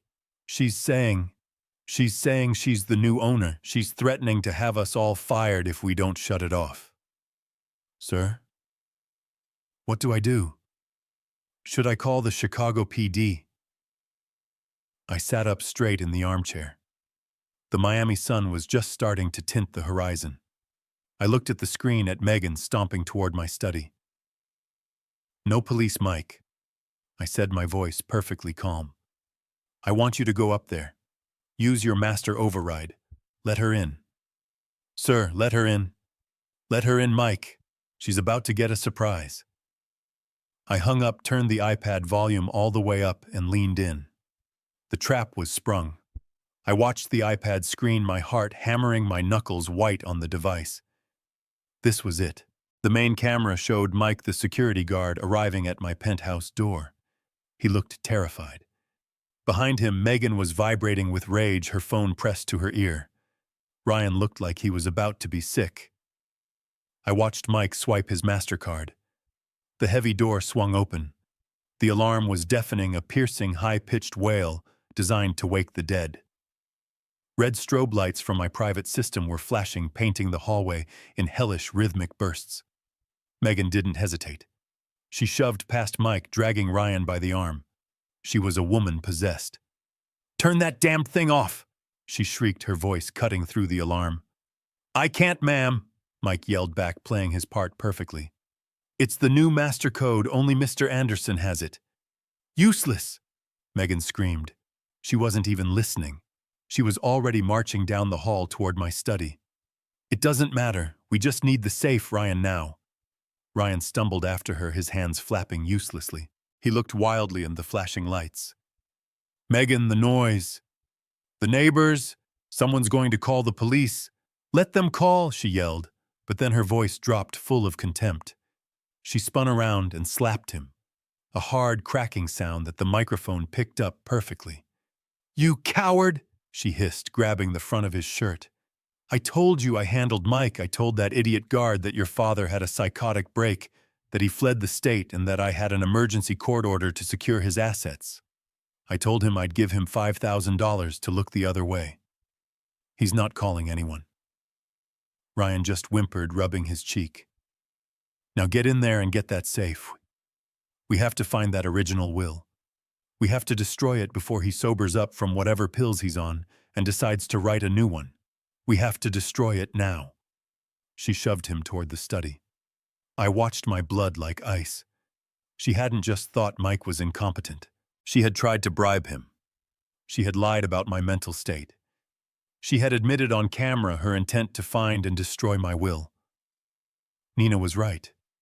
This wasn't just a cannon. This was a nuclear bomb.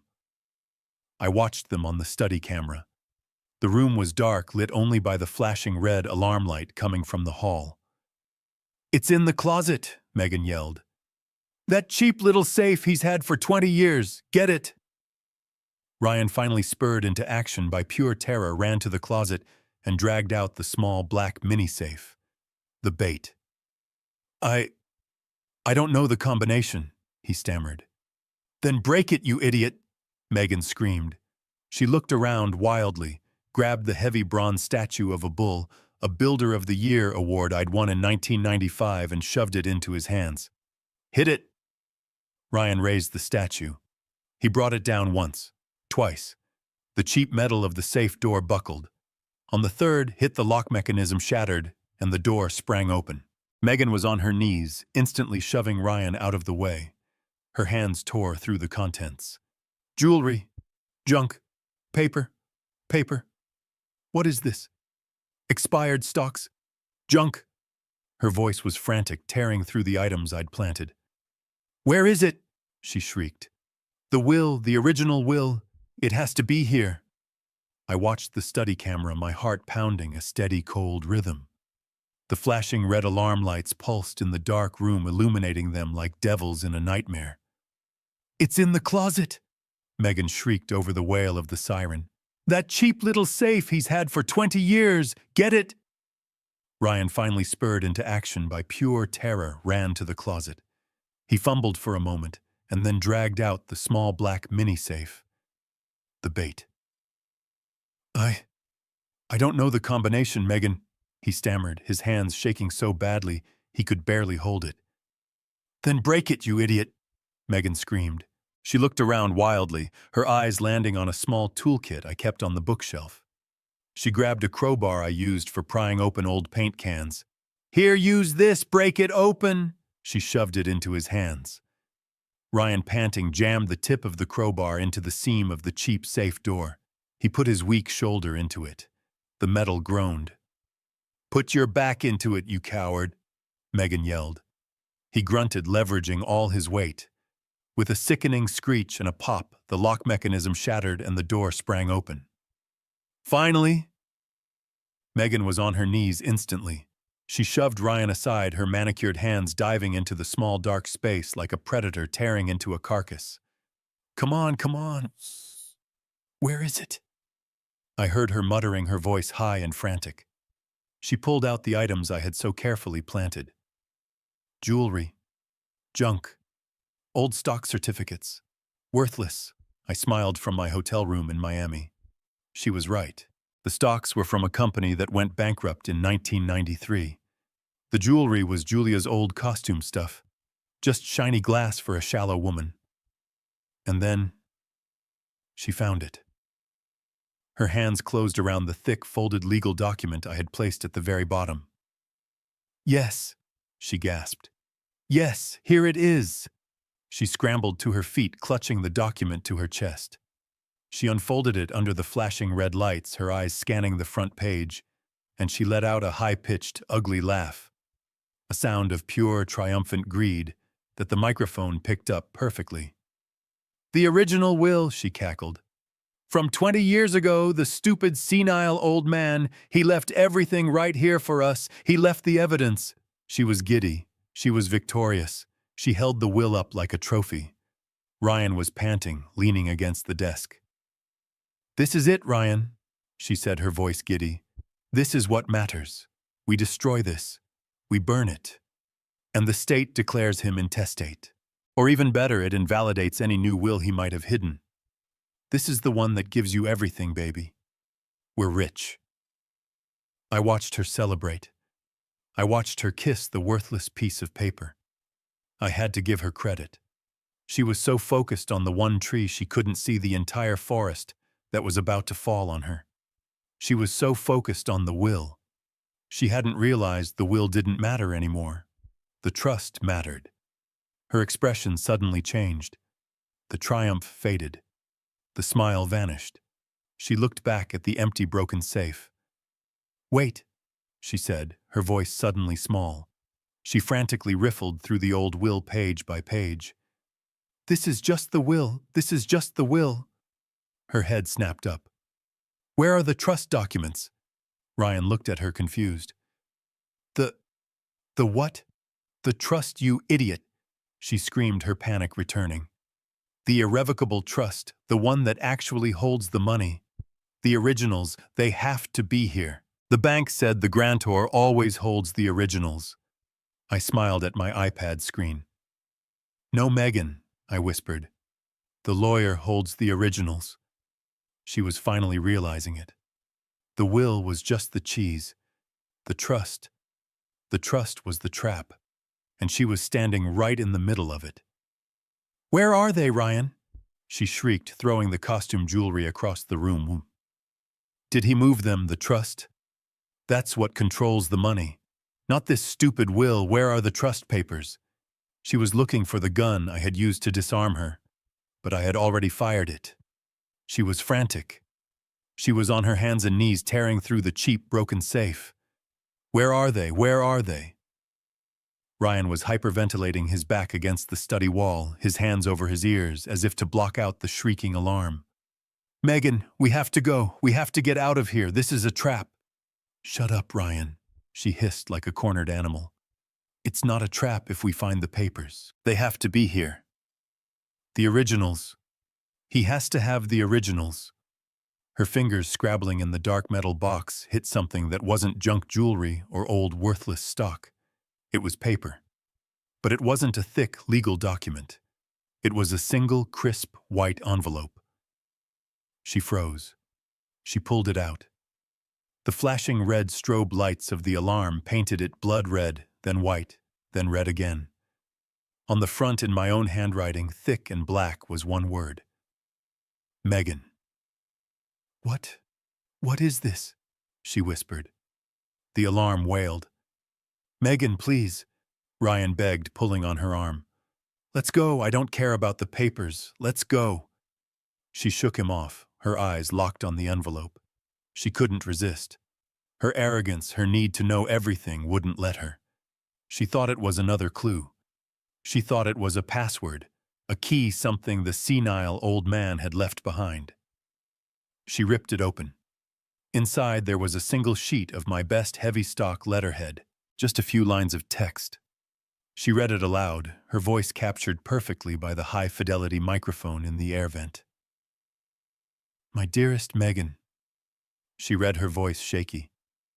"If you are reading this letter, it means you have broken into my home." She stopped. Her blood drained from her face. I watched her on the iPad, her expression turning from greedy triumph to a slow, dawning, sickening horror. "What?" Ryan whispered. "What does it say?" She continued to read, her voice now a strangled whisper. "It means you have taken the bait." The piece of paper fluttered from her fingers. It drifted to the expensive rug. "Bait," she whispered. What does he mean, bait, Megan?" Ryan started, his eyes wide with terror. And then a new sound cut through the air. A loud click and a burst of static 10 times louder than the shrieking alarm. The alarm's volume suddenly seemed to dip, suppressed by the master smart home system, and a new sound filled the penthouse. My voice. Not the weak, wavering voice of the old man I had been pretending to be, but the voice of Walter Anderson. The voice that had commanded boardrooms for 40 years. The voice that had built an empire. It was cold. It was clear. It was powerful. And it was coming from the high-end ceiling speakers in every single room. Surprise, Megan. They both froze. Pure, unadulterated terror. They looked around wildly, trying to find me. Ryan looked like he was about to pass out. Who is that?" he stammered. Megan looked up, her eyes wide, staring straight at the speaker grill above her head. She knew. "Walter," she whispered. "In the flesh." My voice boomed from the speaker live from my hotel suite in Miami. "Well, not in the flesh, but I'm watching, right now." Ryan let out a small, terrified squeak. He slid down the study wall until he was crumpled on the floor, his head in his hands. "This isn't a recording, Megan." I continued, my voice calm, almost conversational. "I'm watching you on the camera you didn't know about. The one in the air vent just to your left. The microphone on it is excellent. It picked up every single word. Stupid, senile old man. We have to destroy it. He left the evidence. It's all saved. It's all backed up." "No." Megan was shaking her head, backing away from the safe, her mind refusing to accept it. "No. You're in Miami. You're sick. You're confused." "I'm not confused, dear." My voice echoed through the apartment. "I've never been clearer. The pills you've been feeding me, they're in the orchid by the window. It's looking a little wilted, by the way. The fake doctor's report, my lawyer already has it. The plan to have me declared incompetent. A little late for that." Ryan was openly sobbing now, a mess on the floor. "Oh my God, Megan! Oh my God, what did you do?" "Shut up, Ryan," she shrieked, but her voice was breaking. She was still looking at the speaker. Walter, you don't understand. We were worried. We thought someone was trying to steal from you. We were trying to protect the will." I almost laughed. "Protect it by breaking into my safe with a crowbar, by calling me a clueless old man, by admitting you tried to bribe my head of security. You can't prove that." "I don't have to, Megan. You did. This entire performance has been streamed live to my lawyer, Nina Ramirez. Oh, and by the way, Mike didn't call the police when your code failed." I paused, letting the silence broken only by the alarm and Ryan's sobbing stretch out. "I did," my voice boomed. "About 10 minutes ago. I'd say they're probably just walking through the door. Right about now." "Is that so?" The voice was female. It was sharp. It was cold as the lake wind in January. It was not a voice Megan recognized. The alarm was still wailing, but it seemed to fade into the background. Ryan stopped sobbing, his head snapping toward the door. Megan spun around her face, a mask of confusion and fury. Standing in the entryway, framed by the flashing red lights, was a woman in a perfectly tailored dark blue suit. She was holding a thick leather briefcase. Beside her stood Mike, the security guard, his face grim. And next to her, Megan's world stopped. It was me. I was standing right there. I hadn't even bothered to change. I was still wearing the same silk pajamas and hotel robe I'd been sleeping in. In my hand, I held the iPad. The screen was still lit, showing the 4 camera angles of the very room we were in. I was watching them, watching me. "No," Megan whispered. The word had no air behind it. "No. You're in Miami. You're sick." "I'm feeling much better, dear," I said, my voice quiet, but it carried across the room. "Flew back last night. Red-eye. You'd be surprised how clear your head gets when you stop taking your medication." Ryan let out a sound like a dying animal. Dad. Oh God, Dad." Megan's mind was moving fast. I could see her calculating, regrouping. The shock was fading, replaced by a desperate, cornered animal rage. She pointed a shaking finger at me. "He's incompetent!" she shrieked at the 2 police officers who were standing by the door watching the scene, utterly baffled. "I told you, officers, this is what I was talking about. He's senile, he's paranoid, he fled the state. I have medical reports. I am his legal guardian. I am the trustee of this property. This is my house. She took a step toward me. And you, she hissed at me, are trespassing. An excellent performance, Megan, I said. That's quite enough from you. The woman in the suit, Nina Ramirez, finally spoke. She took one step into the room and the power dynamic shifted instantly. She commanded the space. The police officers trained to recognize authority straightened up. Ma'am? The first officer said. Who are you? I am Nina Ramirez, she said, pulling a badge from her pocket. Illinois Bar number 6284. I am Mr. Walter Anderson's personal attorney. And this, she held up a thick, court-stamped document, is a legal order signed by Judge Mary Ann Peters 3 days ago. Megan's eyes darted to the paper. What is that restraining order? It doesn't matter. The trust is irrevocable.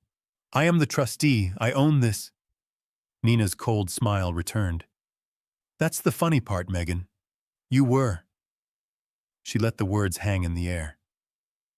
You see, Nina continued walking calmly toward the center of the room.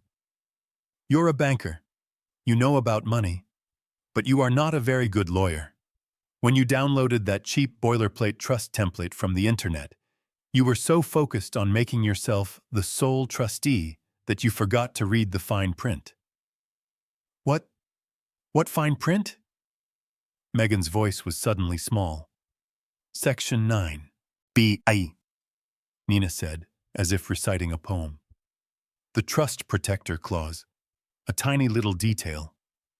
But it states that the grantor, that's Mr. Anderson, retains the right to appoint a trust protector, and that this protector has the sole unilateral power to remove and replace the trustee for any cause. Megan's face went white. No, that's not possible. Oh, it's very possible, Nina said. Mr. Anderson appointed me as trust protector 3 weeks ago. And 3 days ago, I filed an emergency motion complete with the fraudulent medical report from your college friend Dr. Evans and a toxicology report on the pills you were feeding Mr. Anderson. The judge, needless to say, was not impressed. She found it was ample cause. Nina held up the document for Megan to see. The red stamp was bright and clear even in the flashing alarm light. As of 3:45 p.m. Tuesday, Nina said, you, Megan Anderson, were legally removed as trustee. You were stripped of all authority. The trust's assets, all $4 million and this penthouse, were immediately transferred to a new trust under a new court-appointed administrator. Nina smiled. So when you shrieked at those officers that this was your house, you were lying. You weren't just trespassing. You were breaking and entering. And you did it in front of 2 of Chicago's finest. I held up the iPad, and in front of 4 high-definition cameras, dear. The officers, finally understanding the entire sordid picture, stepped forward. Ma'am, sir, you need to put your hands behind your backs. You are both under arrest for breaking and entering conspiracy to commit fraud. And what else did we get on tape, Walter? I tapped the screen, and my own voice boomed from the iPad, a recording from just 5 minutes earlier. We have to destroy it. We have to destroy that original will. And, I added, intent to destroy a legal document. I believe that's a felony. The first officer grabbed Megan's arm. All the fight went out of her. Her body went limp. The reality of what she had done, how completely she had been outplayed, finally crushed her. She didn't make a sound. But Ryan became hysterical. He scrambled on the floor, grabbing at my legs. Dad, please, don't let them, please. I'm sorry. I'm sorry, Dad. It was her, it was all her. She made me, she drugged you. I was scared. Dad, please. I looked down at my son. My 40-year-old son clinging to my pajama pants, sobbing like a child. His face was a pathetic, snot-covered mess of terror and betrayal. I saw the weakness that I had mistaken for kindness all his life. I saw the greed I had ignored. I looked at him, my face carved from stone, and I felt nothing. Just a vast, cold emptiness. I pulled my leg free from his grasp. "She didn't make you do anything, Ryan," I said, my voice quiet. "She just gave you permission to be who you already were." I turned my back on him. The officers cuffed them both. They cuffed my son and my daughter-in-law and read them their rights, their voices monotone over the still wailing alarm. "You have the right to remain silent." I watched them being led out of my apartment, out of my life. Megan was silent, her face a blank mask of shock. Ryan was still crying, still begging for me over his shoulder. "Dad! Dad!" The door clicked shut, and then for the first time in 6 months, there was silence. Mike, the security guard, finally found the master breaker and shut off the alarm. The sudden absence of the wail was almost as shocking as the noise itself. I stood in the center of my living room. The sun was rising over Lake Michigan, flooding the penthouse with clean golden light. I was alone, and for the first time since Julia died, I didn't feel lonely. I felt free. Nina Ramirez came and stood beside me, looking out the window. "So, Walter," she said softly, "what now? You're 70 years old, and you have $4 million back in your control." I thought for a moment. I thought about the pills. I thought about the fake doctor. I thought about how close I had come to being erased, to being one of those forgotten old men in a lonely, dark room. "You know, Nina," I said, watching the sun climb higher, "I don't think I need this much space anymore." I turned to her. "Sell the penthouse. Sell all of it. I want you to take every last penny, all 4 million, and I want you to start a foundation. We'll call it the Julia Anderson Foundation." Nina smiled. "What kind of foundation?" "A foundation," I said, feeling the purpose settle into my bones, "that provides free legal help to elderly people. People who are being abused by their own families. People who don't have a trust protector clause to save them." She nodded. "I like the sound of that." "And as for me," I said, taking a deep, clean breath of the morning air, "I think I'll go back to Miami. But this time, I think I'll actually go to the beach." "Is that so?" A new voice cut through the room. It was sharp, cold, and full of an authority that silenced the alarm, the sobs, everything. The flashing red lights illuminated the figures standing in the entryway. Mike, the security guard, stood to the side, his face grim. 2 uniformed Chicago police officers were next to him, their hands on their holsters, their expressions hard as they took in the scene. And in front of them all, standing in the doorway, in a pristine dark blue suit, was Nina Ramirez. She held up a thick, court-stamped document. And then I stepped out from behind her. I was still in my hotel pajamas and my plush terry cloth robe. I hadn't even bothered to put on shoes. I held the iPad in my hand, its screen still glowing with the live feed of the very room I was now standing in. Megan's entire body went rigid. Her eyes, wide with terror, darted from Nina to the police and then to me. The color drained from her face, leaving a pasty gray mask of pure, unadulterated shock. "No," she whispered. The word had no air behind it. "No. You're in Miami. You're sick. You're confused." I just smiled. "Hello, kids," I said. My voice was quiet, but it filled the room. "I came home early." It was Ryan who broke first. He let out a high-pitched, keening wail and immediately threw his hands in the air. "It wasn't me.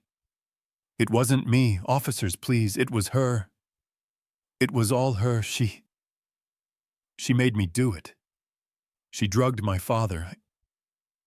I was scared." He was sobbing, a pathetic 40-year-old coward. But Megan was a cornered animal. The shock was already fading, replaced by a desperate, snarling rage. She pointed a shaking finger at me. He's incompetent, she shrieked at the two police officers. I told you, officers, this is what I was talking about. He's senile. He's paranoid. He fled the state. I have medical reports. I am his legal guardian. I am the trustee of this property. This is my house. She took a step toward me. And you, she hissed, are trespassing. An excellent performance, Megan, I said. That's quite enough from you. Nina stepped forward, and the power in the room shifted instantly. The police officers trained to recognize authority turned their full attention to her. Nina Ramirez, she said, holding up her credentials to the officers. Illinois Bar. I am Mr. Walter Anderson's personal attorney. And this, she held up the thick court-stamped document, is a legal order signed by Judge Mary Ann Peters 3 days ago. Megan's eyes darted to the paper. What? What is that restraining order? It doesn't matter. The trust is irrevocable. I am the trustee. I own this. Nina's cold smile returned. That's the funny part, Megan. You were. She let the words hang in the air. You see, Nina continued, walking calmly toward the center of the room. You're a banker. You know about money. But you are not a very good lawyer. When you downloaded that cheap boilerplate trust template from the internet, you were so focused on making yourself the sole trustee that you forgot to read the fine print. What? What fine print? Megan's voice was suddenly small. Section 9.B, Nina said, as if reciting a poem. The Trust Protector Clause. A tiny little detail. But it states that the grantor, that's Mr. Anderson, retains the right to appoint a trust protector, and that this protector has the sole unilateral power to remove and replace the trustee for any cause. Megan's face went white. No, that's not possible. Oh, it's very possible, Nina said. Mr. Anderson appointed me as trust protector 3 weeks ago, and 3 days ago I filed an emergency motion complete with the fraudulent medical report from your college friend, Dr. Evans, and a toxicology report on the pills you were feeding Mr. Anderson. The judge, needless to say, was not impressed. She found it was ample cause. Nina held up the document for Megan to see.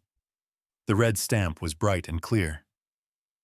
As of 3:45 p.m. on Tuesday, Nina said, you, Megan Anderson, were legally removed as trustee. You were stripped of all authority. The trust's assets, all $4 million and this penthouse, were immediately transferred to a new trust under a new court-appointed administrator. Nina smiled. So when you shrieked at those officers that this was your house, you were lying. You weren't just trespassing. You were breaking and entering.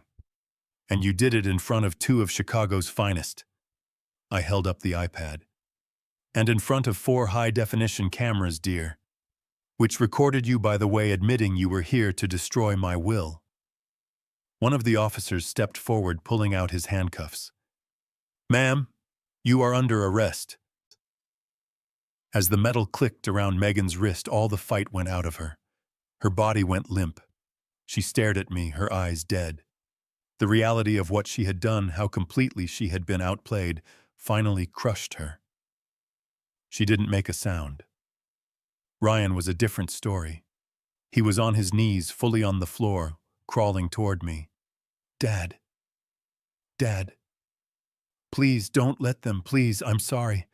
I'm sorry, Dad. It was her, it was all her, she made me, Dad, please. I looked down at my son, my 40-year-old son, clinging to the hem of my hotel robe, his face a pathetic, snot-covered mess of terror. I saw the weakness I had mistaken for kindness all his life. I saw the greed I had ignored. I looked at him, my face carved from stone. And I felt nothing. Just a vast, cold emptiness. I pulled the robe free from his grasp. You had a choice, Ryan, I said, my voice quiet. You always had a choice. You chose her. You chose the money. He just sobbed. But I'm your son. You were, I said, but you're not anymore. The second officer pulled him to his feet and cuffed him. I watched them being led out of my apartment, out of my life. The door clicked shut. And then for the first time in 6 months, there was silence. Mike, the security guard, finally found the master breaker and shut off the alarm.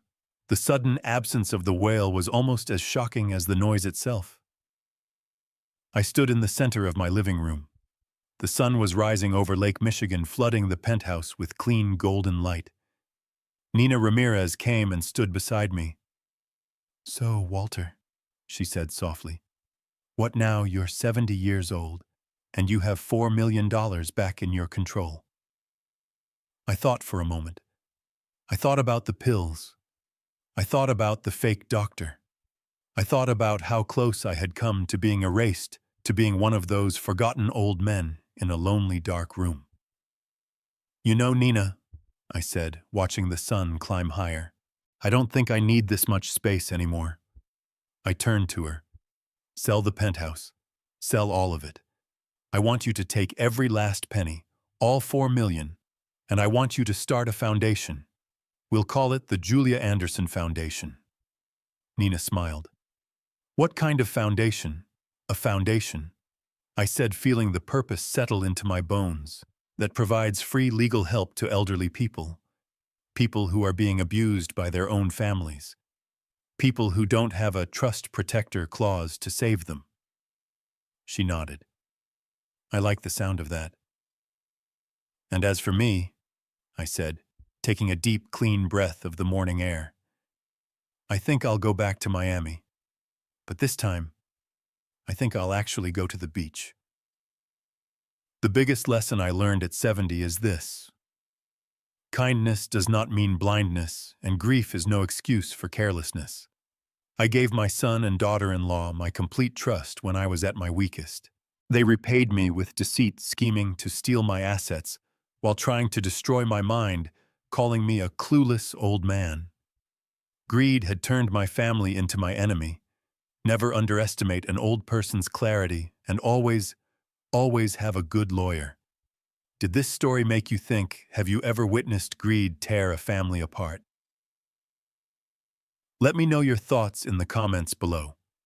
Don't forget to hit like and subscribe to the channel so you don't miss the